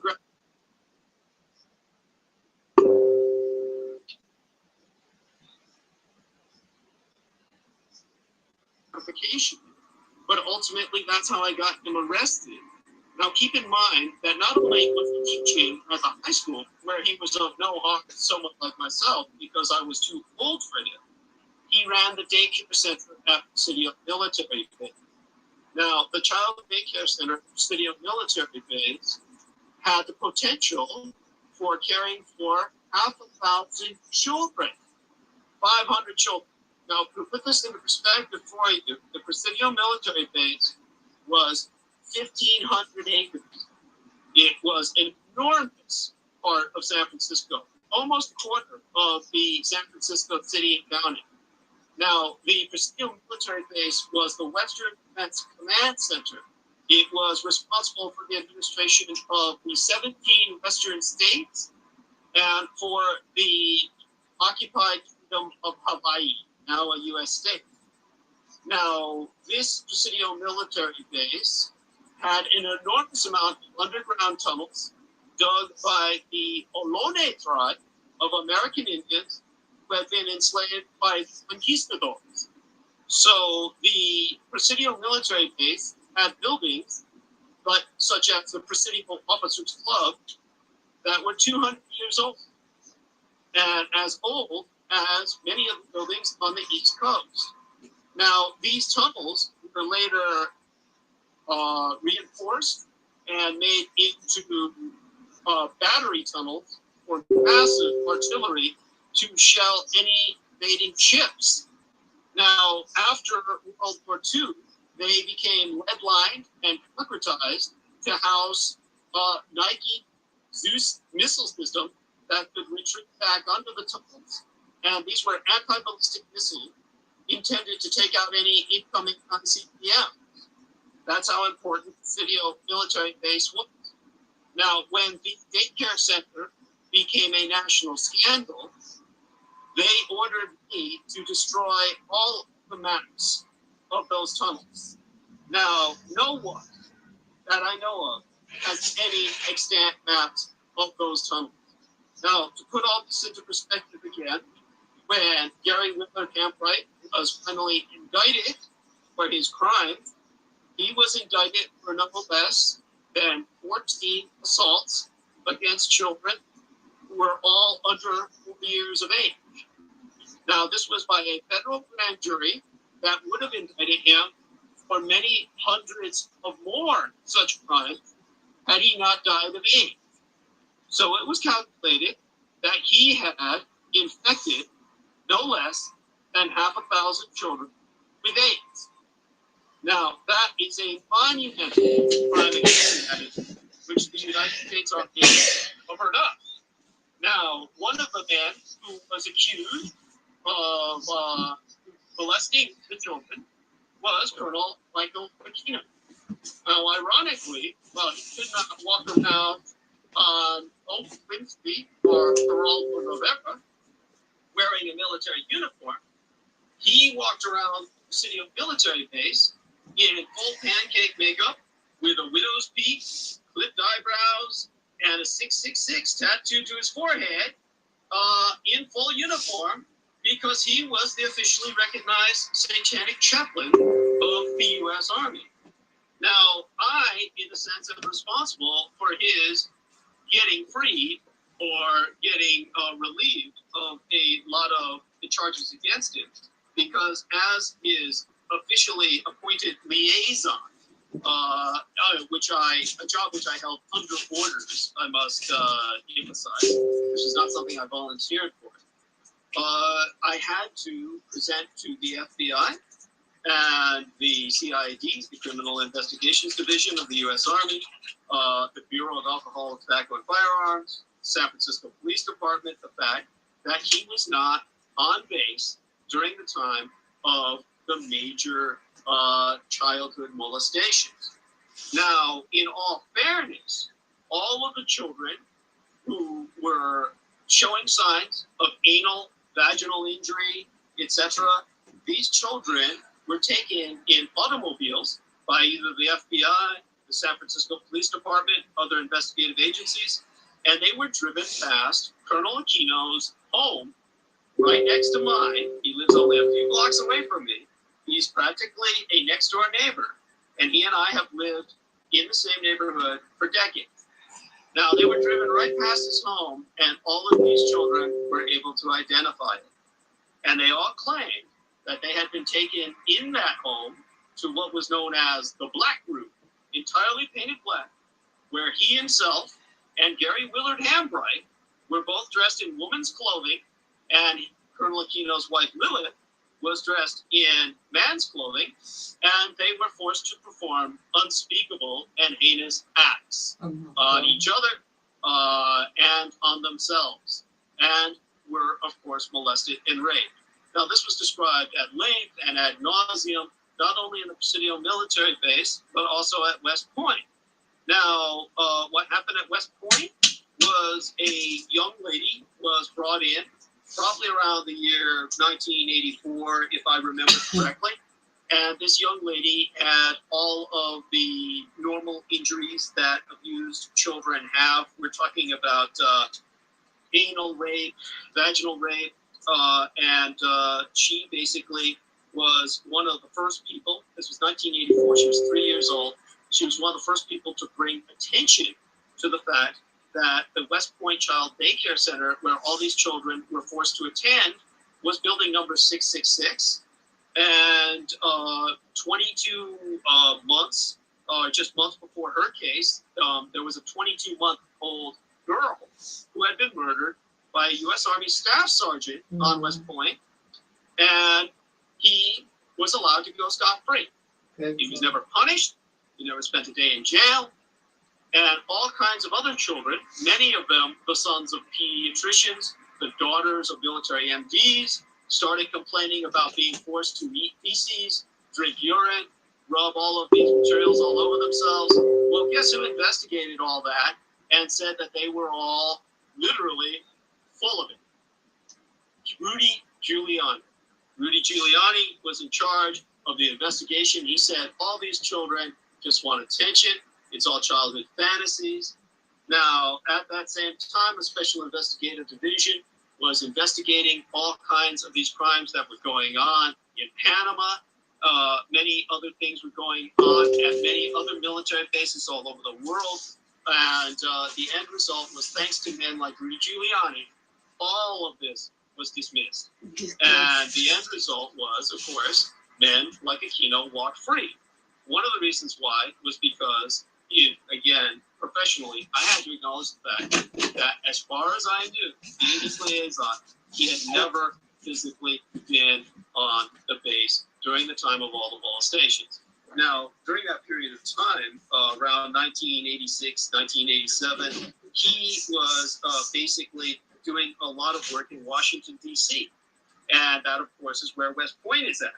So he was at the National Defense University, the George Washington University. He was getting his master's in public administration. Now, what's so interesting is, of course, in 1983, before that period of time, the Virginia County Police were asked to make an inquiry into the leaders of the Temple of Set. And they came up with some surprising facts. Aquino, of course, was an expert in the techniques of psychological warfare, a skill that was to prove useful to him in more ways than one. And what happened was it was unveiled, and with what I already knew became public knowledge. He held a high-level international security clearance. He was not seconded to NATO, the North Atlantic Treaty Organization, and he was a member of the World Affairs Council. Now, what happened was the Virginia inquiry uncovered the fact that 12 other leading lights in the Temple of Set were U.S. Army intelligence officers. So he had a following that came to dominate U.S. military intelligence. Now, how this was viewed domestically was when Lieutenant Colonel at the time, James Channing, of the 1st Earth Battalion, began to be used as a liaison and a consultant in occult crime, of all things, to police departments and federal investigative organizations all over the United States. The FBI, Bureau of Alcohol, Tobacco, and Firearms, in Los Angeles Police Department, the Seattle Police Department. Now, everywhere that Colonel James Channon went, he told everybody, hey, you know all this satanic crime that Sandy Gallant and other people like her are investigating? You know, if you're a member of a religion, say you're a Roman Catholic, say some Roman Catholic bank robber robs a church, robs a bank, and he drops, when he leaves the scene of the crime, a Roman Catholic saint's medal. Does that implicate the Catholic Church? And they would all say, no, of course not. Then he would say, well, how about if you find a serial killer, you track him down to his home, and his apartment has got victims' heads, body parts all over the place, but he's also got a fetish for the Madonna Negro, the Black Madonna of the Polish Catholic community. Does that mean that the Polish Catholics are responsible for harboring a serial killer and producing one? And of course he said, no, of course not. So then he said, you have to do the same with the satanic religion. So at that point in time, FBI, all these federal agencies, the local police were ecstatic. They said, oh, great, that cuts our job down at least 25%. We can cut off all these investigations where we find a headless body in the middle of a pentagram. We can cut off investigating anything where we find black candles burning. Does that implicate the Nike Zeus missile system that could retreat back under the tunnels? And these were anti-ballistic missiles intended to take out any incoming CPM. That's how important the city of military base was. Now, when the daycare center became a national scandal, they ordered me to destroy all the maps of those tunnels. Now, no one that I know of has any extant maps of those tunnels. Now, to put all this into perspective again, when Gary Whitler Hambright was finally indicted for his crime, he was indicted for no less than 14 assaults against children who were all under 4 years of age. Now, this was by a federal grand jury that would have indicted him for many hundreds of more such crimes had he not died of AIDS. So it was calculated that he had infected no less than 500,000 children with AIDS. Now, that is a monumental crime against humanity, which the United States Army covered up. Now, one of the men who was accused of molesting the children was Colonel Michael Aquino. Now, ironically, while he could not walk around on Oprah Winfrey or Geraldo Rivera wearing a military uniform, he walked around the city of military base in full pancake makeup with a widow's peak, clipped eyebrows, and a 666 tattooed to his forehead in full uniform because he was the officially recognized satanic chaplain of the U.S. Army. Now, I, in a sense, am responsible for his getting freed or getting relieved of a lot of the charges against him, because as his officially appointed liaison, a job which I held under orders, I must emphasize, this was not something I volunteered for. I had to present to the FBI and the CID, the Criminal Investigations Division of the U.S. Army, the Bureau of Alcohol, Tobacco, and Firearms, San Francisco Police Department, the fact that he was not on base during the time of the major childhood molestations. Now, in all fairness, all of the children who were showing signs of anal, vaginal injury, etc., these children were taken in automobiles by either the FBI, the San Francisco Police Department, other investigative agencies, and they were driven past Colonel Aquino's home right next to mine. He lives only a few blocks away from me. He's practically a next-door neighbor, and he and I have lived in the same neighborhood for decades. Now, they were driven right past his home, and all of these children were able to identify it. And they all claimed that they had been taken in that home to what was known as the Black Room, entirely painted black, where he himself and Gary Willard Hambright were both dressed in woman's clothing, and Colonel Aquino's wife Lilith was dressed in man's clothing, and they were forced to perform unspeakable and heinous acts on each other and on themselves, and were, of course, molested and raped. Now, this was described at length and ad nauseum, not only in the Presidio military base, but also at West Point. Now, what happened at West Point was a young lady was brought in, probably around the year 1984, if I remember correctly. And this young lady had all of the normal injuries that abused children have. We're talking about anal rape, vaginal rape, and she basically was one of the first people. This was 1984. She was 3 years old. She was one of the first people to bring attention to the fact that the West Point Child Daycare Center, where all these children were forced to attend, was building number 666.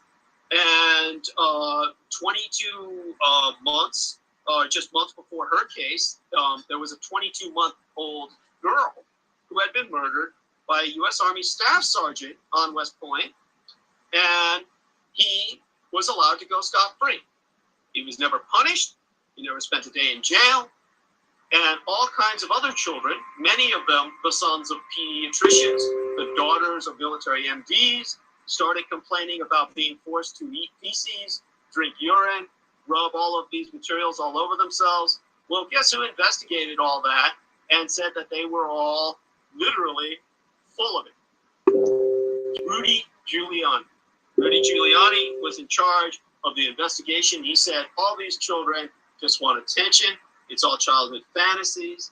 Now, at that same time, a special investigative division was investigating all kinds of these crimes that were going on in Panama. Many other things were going on at many other military bases all over the world. And the end result was, thanks to men like Rudy Giuliani, all of this was dismissed. And the end result was, of course, men like Aquino walked free. One of the reasons why was because, again, professionally, I had to acknowledge the fact that as far as I knew, being his liaison, he had never physically been on the base during the time of all the molestations. Right. Now, during that period of time, around 1986, 1987, he was basically doing a lot of work in Washington, D.C. And that, of course, is where West Point is at. So he was at the National Defense University, the George Washington University.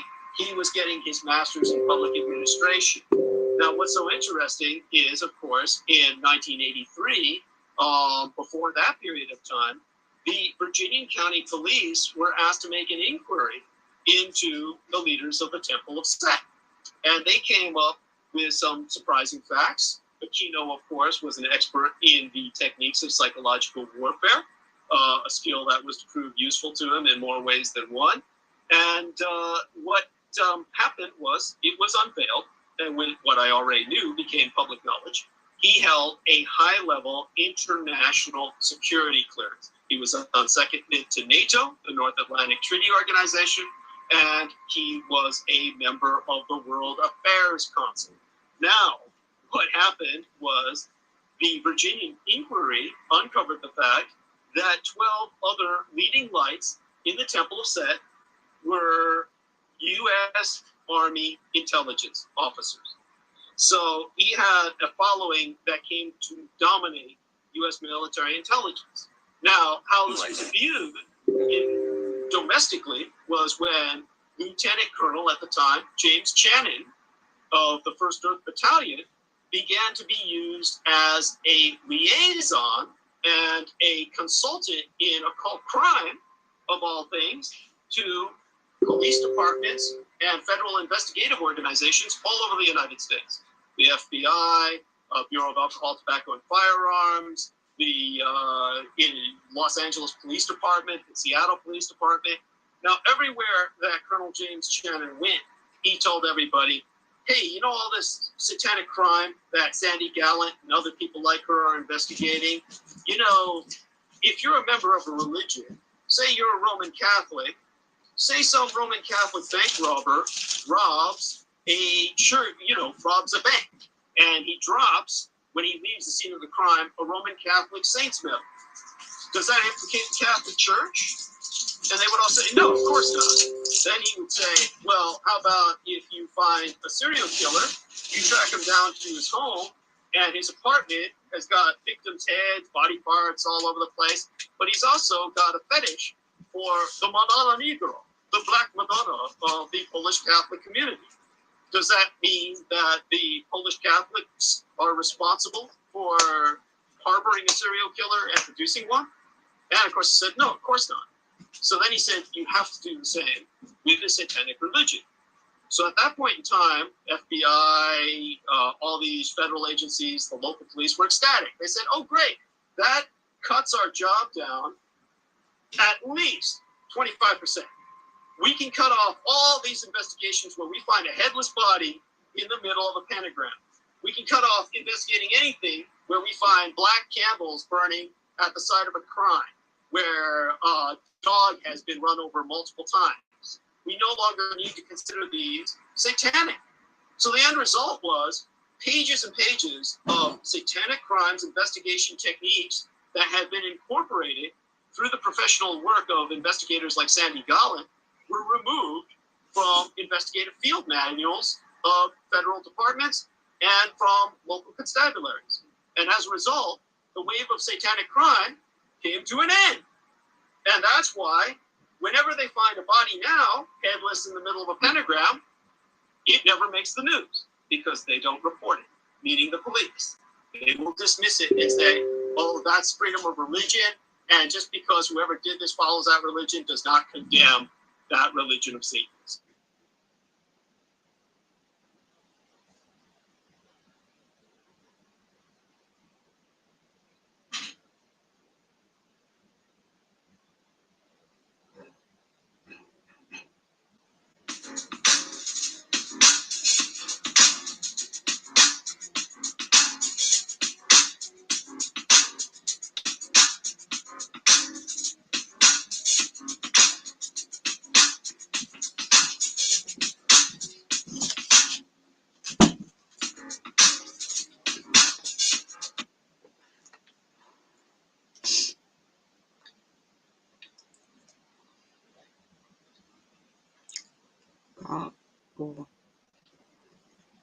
One thing I'm going to be talking about is secret societies and drug trafficking networks.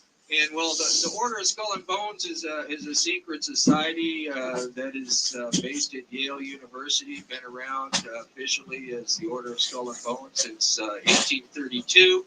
This is the Clipper ship. And the China trade is a polite way of saying the opium business. And the opium business became the largest business in the world in the 1830s. And a lot of it is because of the Clipper ship. The Americans first started smuggling opium from Turkey in the late 1700s. It was mostly the Boston concern, most of the people that were related to the Cabots, the Perkins family. And then there got to be a lot of opium being smuggled out of India by the British East India Company. And some of the English people didn't think it was proper for the British East India Company, which had the king or the queen as part of its partners, to be involved in smuggling opium into China, where the Chinese didn't want it. So the British East India Company said, okay, well, I'll tell you what, we'll just grow the heck out of it in India, but we won't send it in our ships anymore. So you had a couple of private concerns that developed. One, Jardine Matheson out of Scotland was the largest. Dent out of England was the second largest. And the Perkins concern and the Russell concern out of the United States were the third largest, and they combined in the late 1830s. And the thing is that, like I say, that the core group at Skull and Bones, they're all related to the Cabot families. Well, some of the best information about opium smuggling in the 18th century is in books about Cabot genealogy. With the Clipper ship, they were able to go to, once they got involved in the trade between India and Canton, they were able to take the clipper ship and make the trip there 3 times a year. And before that, it would sometimes take them up to 2 years just to get from Canton to India and back. And now these ships could go there 3 times a year. So you can imagine the amount of opium going in doubled 10 times in just a few years. And actually, they got so much of it, and opium got to be such a big thing that they got like a stock market on it, speculators, and they drove the price up and down and all this type of stuff. And they caused the financial crisis of 1837. And it was kind of ironic that some of the members of these families, they lost all their money in the financial panic of 1837. They had to go back and make another fortune in the opium port, because these guys, I mean, were making big bucks. And you know, and I'm not saying that, you know, opium is a bad thing, you know, but it does tend to put people in a space. Well, now these guys here, William Huntington Russell and Alonzo Taft, those are the 2 founders of the Order of Skull and Bones. And they're also important as far as the history of drugs in the world. William Huntington Russell, his cousin down there, Samuel Russell, he was the founder of Russell Company, which was the 3rd largest opium smuggler in the world. And what they did with the money that they made in the opium, they brought it back here and set up the railroads. And took a lot of land. It's no mistake that Mr. Weyerhaeuser was also a member, who got most of those lands, was a member of the Order of Skull and Bones. Other gentleman over there, Alfonso Taft, was the other co-founder in 1832. He was later on was Attorney General, Secretary of War, Minister to Austria Habsburg, Minister to Russia. His son down there, William Howard Taft, was the only person to be Supreme Court Justice and also to be President of the United States. And he was also heavily involved in getting the United States. He helped set up the Hague and the Shanghai Convention that helped make 3 plants illegal around the world, that gave him a prohibition. Now here's Robert Bennett Forbes. He was one of the partners in Russell and Company. Forbes, as in John Forbes Carey, who's also a member of Skull and Bones, who's a quote-unquote Democrat running for president. John Forbes lived in Milton, Massachusetts, just down the street from where George H.W. Bush was born. And Robert Bennett Forbes is one of the persons that would say that he didn't smuggle opium. And one thing that he did was he had a ship, and the ship was named the Linton. And you see, you know, when you're selling something that's illegal, you have to come up with ways to do it, you know. And what these guys did was, you couldn't take your ship into Canton loaded with opium. That was a no-no. What you did was, there was this island called Linton that was outside of the port, and they had ships. They were a new ship. They called them store ships, and Robert Bennett Ford had one, and he even named it the Linton. And it sat out there for like 2 years, and the ships would come up, and they would offload the opium there, and then they would go on in Canton, and they would sell their chits, their piece of paper, to the people, and then they would go down there and pick up their opium. The Chinese didn't like this, you know. I mean, they didn't really think that they needed much from us.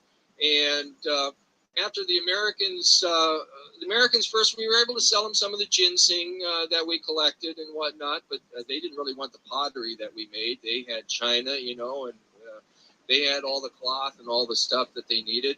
And we were able to, you know, kill off most of the seals in the Northwest and take them over to them. And then we cut down most of the sandalwood in Hawaii and places like that. But after a while, we didn't really have anything. So they had to come up with something to get the items there. And then also, it was part of a political scheme, in that the Dutch had found out early on in their plantations in Indonesia that they couldn't control the local population, unless there was opium. And it was part of a political concern in trying to break down the area. So we had the Opium Wars. And we had the Opium Wars 1 and 2. And we won both of them. And after the first one, we got to go to Shanghai and open up the ports of Shanghai. So we had these motherships going up and down. And Skull and Bone, well, the families of Skull and Bones and Russell and Company, they owned 80% of the railroad traffic and all the shipping. They had a lock on it. They had 80% of it. These are their offices in Shanghai. Well, after the Second Opium War, opium was made legal. And guess what? They had to start selling off all their shipping and their railroad things because, gee whiz, they stopped making their money. Well, what happened? The Maine blew up. Well, yeah, they got us into war. You know, I mean, there was a lot of things that Skull and Bones did in between, a lot of shenanigans. They were working us up to 1913, get us into the Federal Reserve, take our money away from us. You know, I mean, Thomas Jefferson said, if you ever let a private bank make your money, your children are going to wake up, be wage slaves. Well, it's time to wake up. You know, they got the American people all in a tither about the Cubans. They said that the Spanish are just treating them dirty. They're making concentration camps and all kinds of things like that. And we got to go to war. We got to go to war. Well, we still wouldn't go to war, and they were getting a lot of flapdoodle going and getting everything going. So finally, the Maine blew up. We had something happen, you know, and they said the Spanish did it and all this type of stuff and fed us all kind of literature, you know. I mean, there's a Spaniard out to kill us all and whatnot, and they did it. And I mean, look familiar, you know. We seen anything happening like this going on, you know. And so, like I say, we declared war on Spain, and they got the people all thinking that we were going to go to Cuba. Well, we didn't go to Cuba. We went to the Philippines.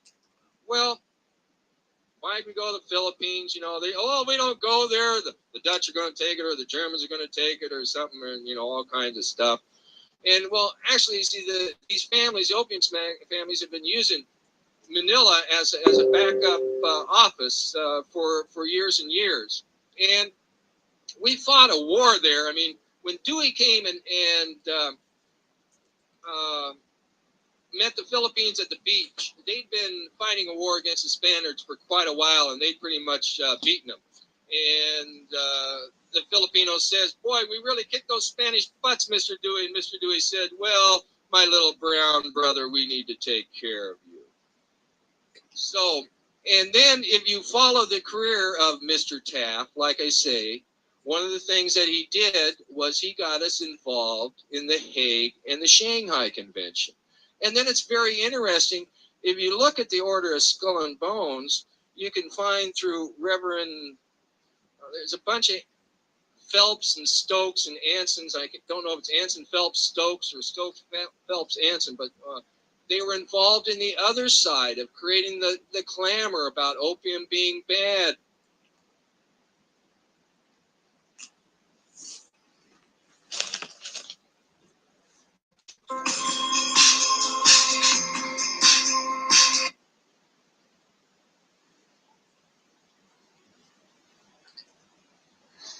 Well, I can't find another part to that.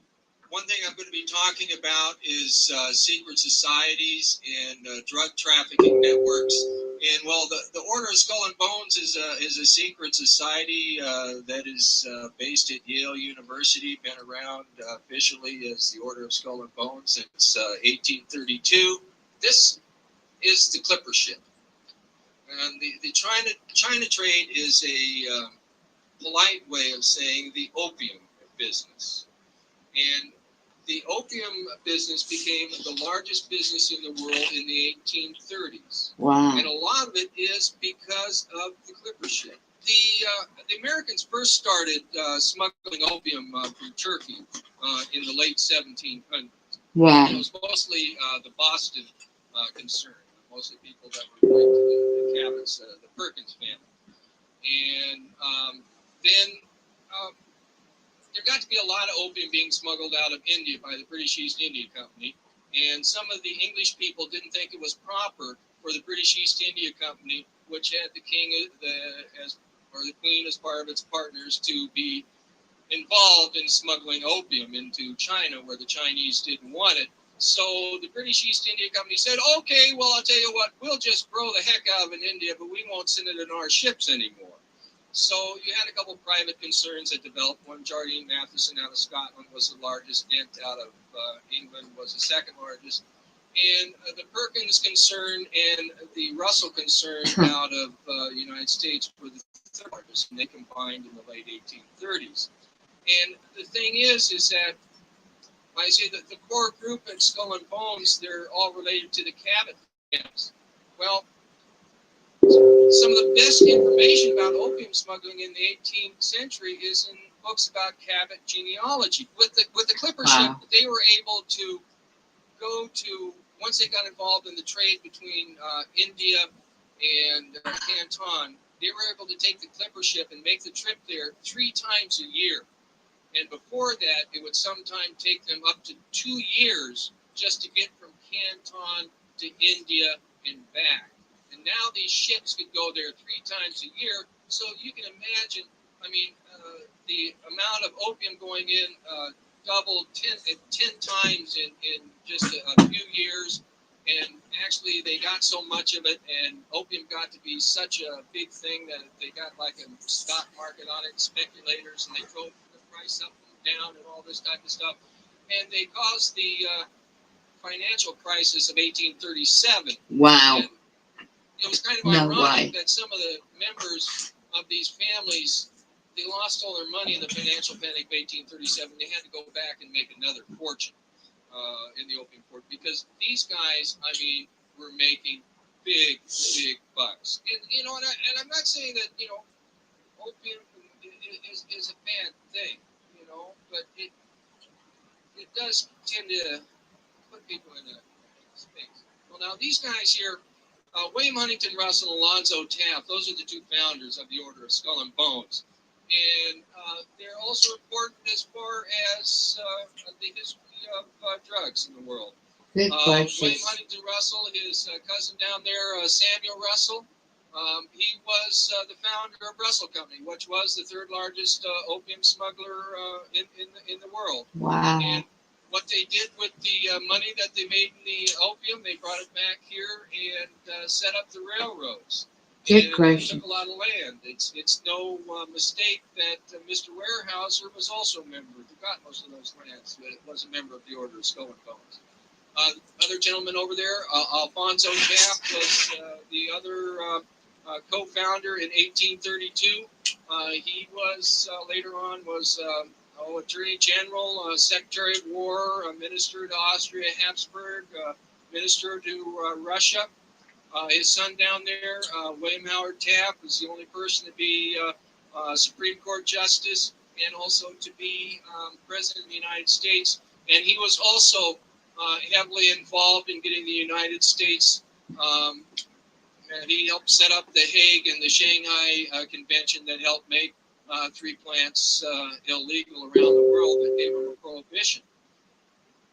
Here's Robert Bennett Forbes. He was one of the partners in Russell and Company. Forbes, as in John Forbes Carey, who's also a member of Skull and Bones, who's a quote-unquote Democrat running for president. Wow. John Forbes lived in Milton, Massachusetts, just down the street from where George H.W. Bush was born. And Robert Bennett Forbes is one of the persons that would say that he didn't smuggle opium. And one thing that he did was he had a ship, and the ship was named the Linton. And you see, you know, when you're selling something that's illegal, you have to come up with ways to do it, you know. And what these guys did was, you couldn't take your ship into Canton loaded with opium. That was a no-no. What you did was, there was this island called Linton that was outside of the port, and they had ships. They were a new ship. They called them store ships. And Robert Bennett Ford had one, and he even named it the Linton. And it sat out there for like 2 years, and the ships would come up, and they would offload the opium there, and then they would go on into Canton, and they would sell their chits, their piece of paper to the people, and then they would go down there and pick up their opium. The Chinese didn't like this, you know. I mean, they didn't really think that they needed much from us. And after the Americans first, we were able to sell them some of the ginseng that we collected and whatnot, but they didn't really want the pottery that we made. They had China, you know, and they had all the cloth and all the stuff that they needed. And we were able to, you know, kill off most of the seals in the Northwest and take them over to them. And then we cut down most of the sandalwood in Hawaii and places like that. But after a while, we didn't really have anything, so they had to come up with something to get the items there. And then also, it was part of a political scheme in that the Dutch had found out early on in their plantations in Indonesia that they couldn't control the local population unless there was opium. And it was part of a political concern in trying to break down the area. So we had the Opium Wars. And we had the Opium Wars 1 and 2. And we won both of them. And after the first one, we got to go to Shanghai and open up the ports of Shanghai. So we had these motherships going up and down. And Skull and Bone, well, the families of Skull and Bones and Russell and Company, they owned 80% of the railroad traffic and all the shipping. They had a lock on it. They had 80% of it. These are their offices in Shanghai. Well, after the second Opium War, opium was made legal. And guess what? They had to start selling off all their shipping and their railroad things because, gee whiz, they stopped making their money. Well, what happened? The Maine blew up. Well, yeah, they got us into war. You know, I mean, there was a lot of things that Skull and Bones did in between, a lot of shenanigans. They were working us up to 1913, get us into the Federal Reserve, take our money away from us. You know, I mean, Thomas Jefferson said, if you ever let a private bank make your money, your children are going to wake up, be wage slaves. Well, it's time to wake up. You know, they got the American people all in a tither about the Cubans. They said that the Spanish are just treating them dirty. They're making concentration camps and all kinds of things like that. And we got to go to war. We got to go to war. Well, we still wouldn't go to war, and they were getting a lot of flapdoodle going and getting everything going. So finally, the Maine blew up. We had something happen, you know, and they said the Spanish did it and all this type of stuff and fed us all kind of literature, you know. I mean, there's a Spaniard out to kill us all and whatnot, and they did it. You know, I mean, look familiar? You know, we seen anything happening like this going on, you know? And so, like I say, we declared war on Spain, and they got the people all thinking that we were going to go to Cuba. Well, we didn't go to Cuba. We went to the Philippines. Well, why didn't we go to the Philippines? You know, we don't go there. The Dutch are going to take it, or the Germans are going to take it, or something, and, you know, all kinds of stuff. And, well, actually, you see, these families, the opium families, have been using Manila as a backup office for years and years. And we fought a war there. I mean, when Dewey came and met the Philippines at the beach, they'd been fighting a war against the Spaniards for quite a while, and they'd pretty much beaten them. And the Filipino says, boy, we really kicked those Spanish butts, Mr. Dewey. And Mr. Dewey said, well, my little brown brother, we need to take care of. So, and then if you follow the career of Mr. Taft, like I say, one of the things that he did was he got us involved in the Hague and the Shanghai Convention. And then it's very interesting. If you look at the Order of Skull and Bones, you can find through Reverend, there's a bunch of Phelps and Stokes and Ansons. I don't know if it's Anson, Phelps, Stokes, or Stokes, Phelps, Anson, but they were involved in the other side of creating the clamor about opium being bad. So there you have that for now. Wow. Can you believe that?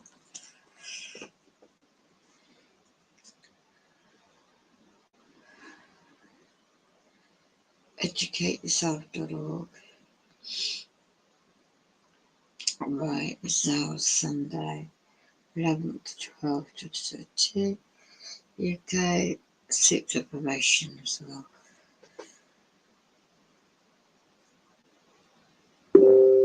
4 o'clock in the bloody morning to try and get some sleep. Now I'm going to put this on.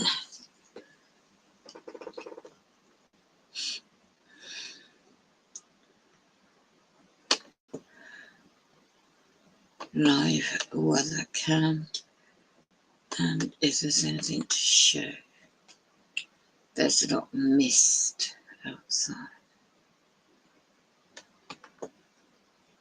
Radiation at the moment is very strong. So, educateyourself.org and research information if one wants to. It's snowing and over in North England, Scotland.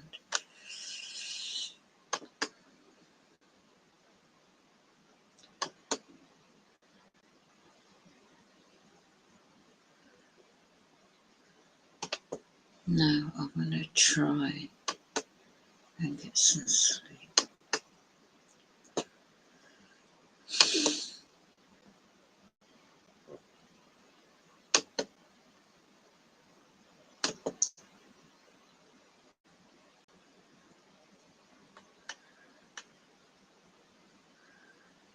Let's have a look at Weymouth first in Dorset.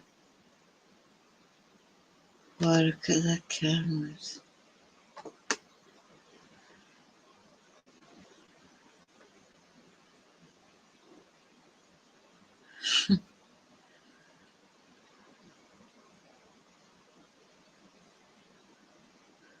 There's that's a street lamp.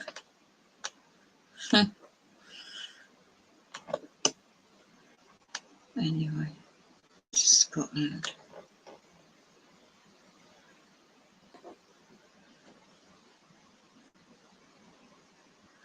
I'll leave it as that.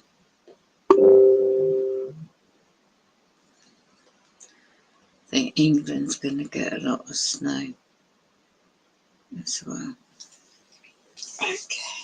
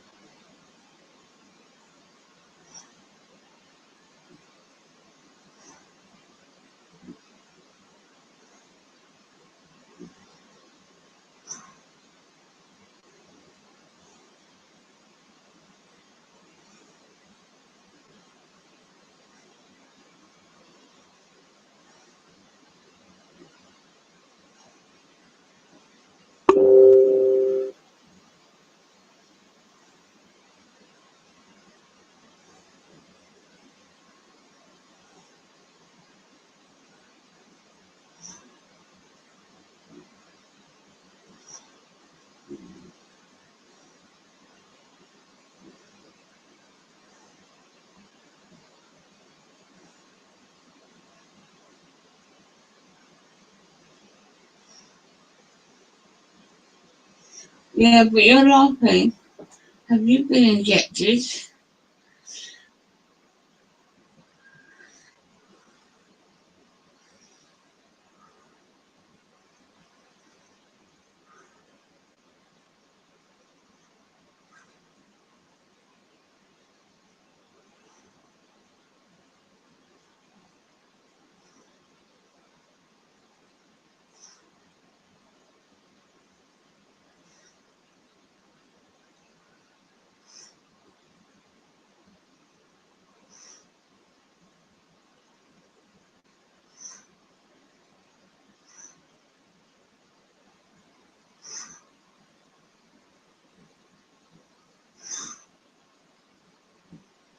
Yeah, but psychological disorder is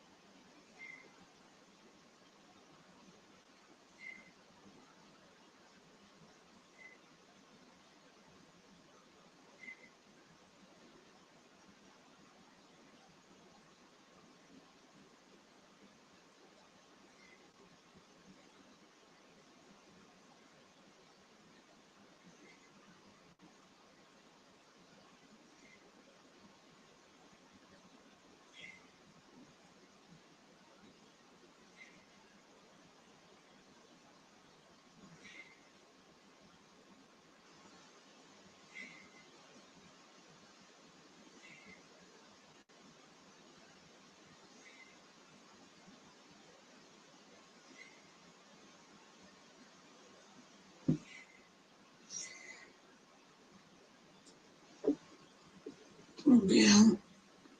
Refresher.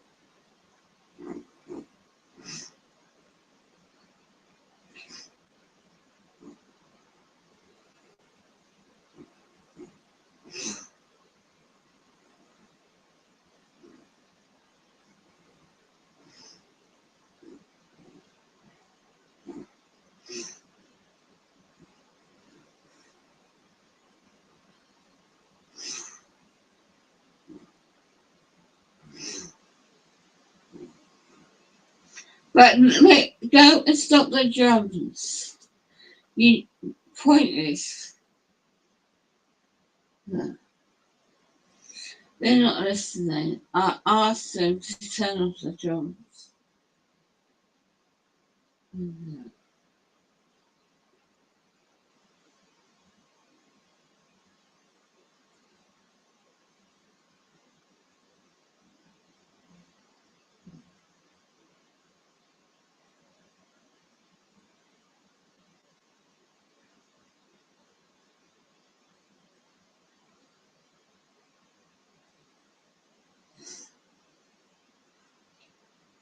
No, it's not that. It's noise. You're banging the drums, and I'm trying to sleep. You're banging the drums.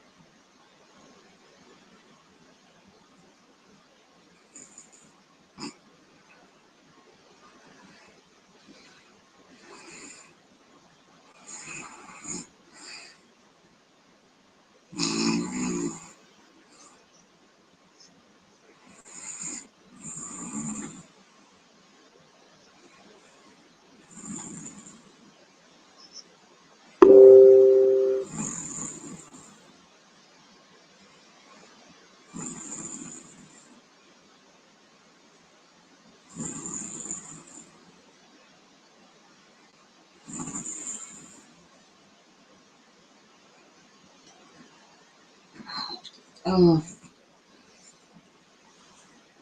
man-made.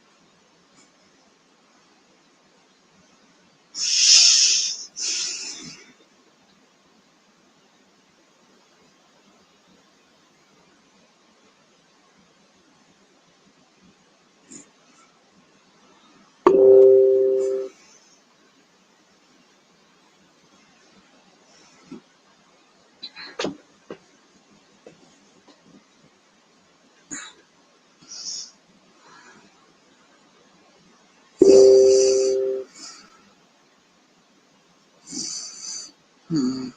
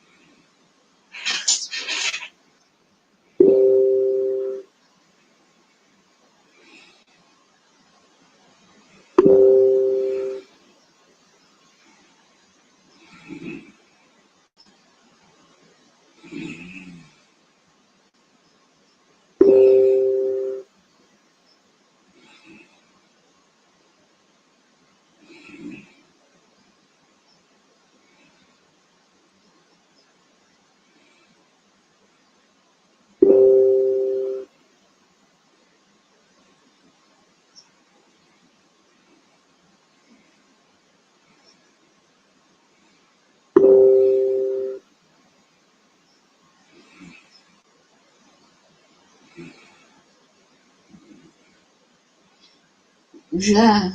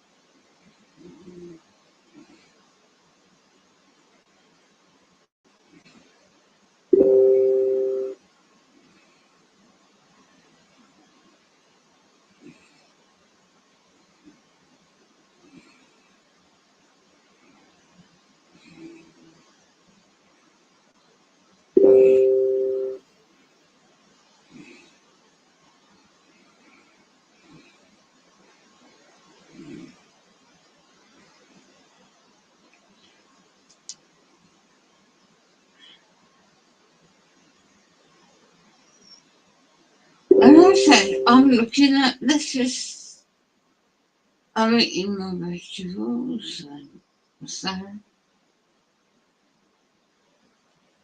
well, for that case, yeah, I'm in more cases.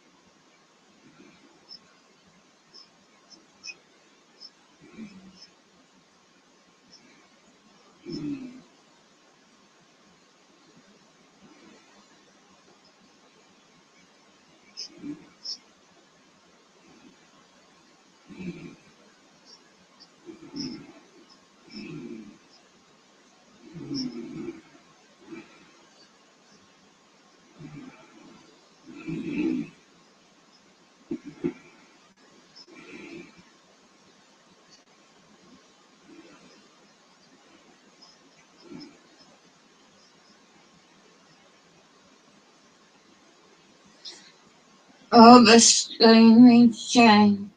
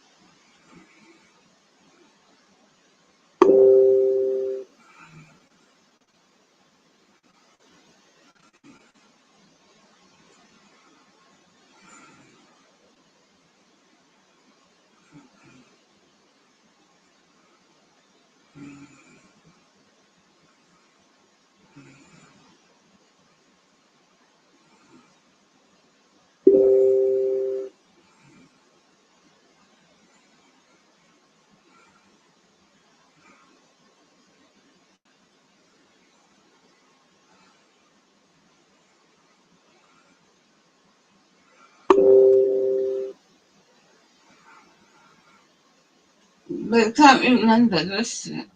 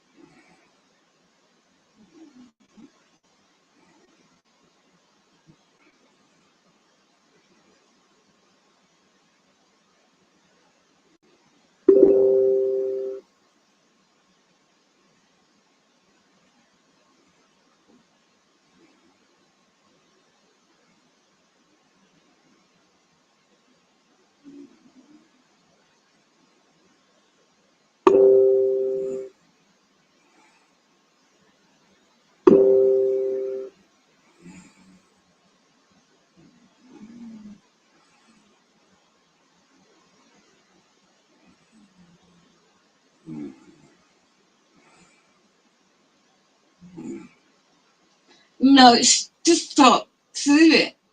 I've had enough of you. Enough of it all. Oh,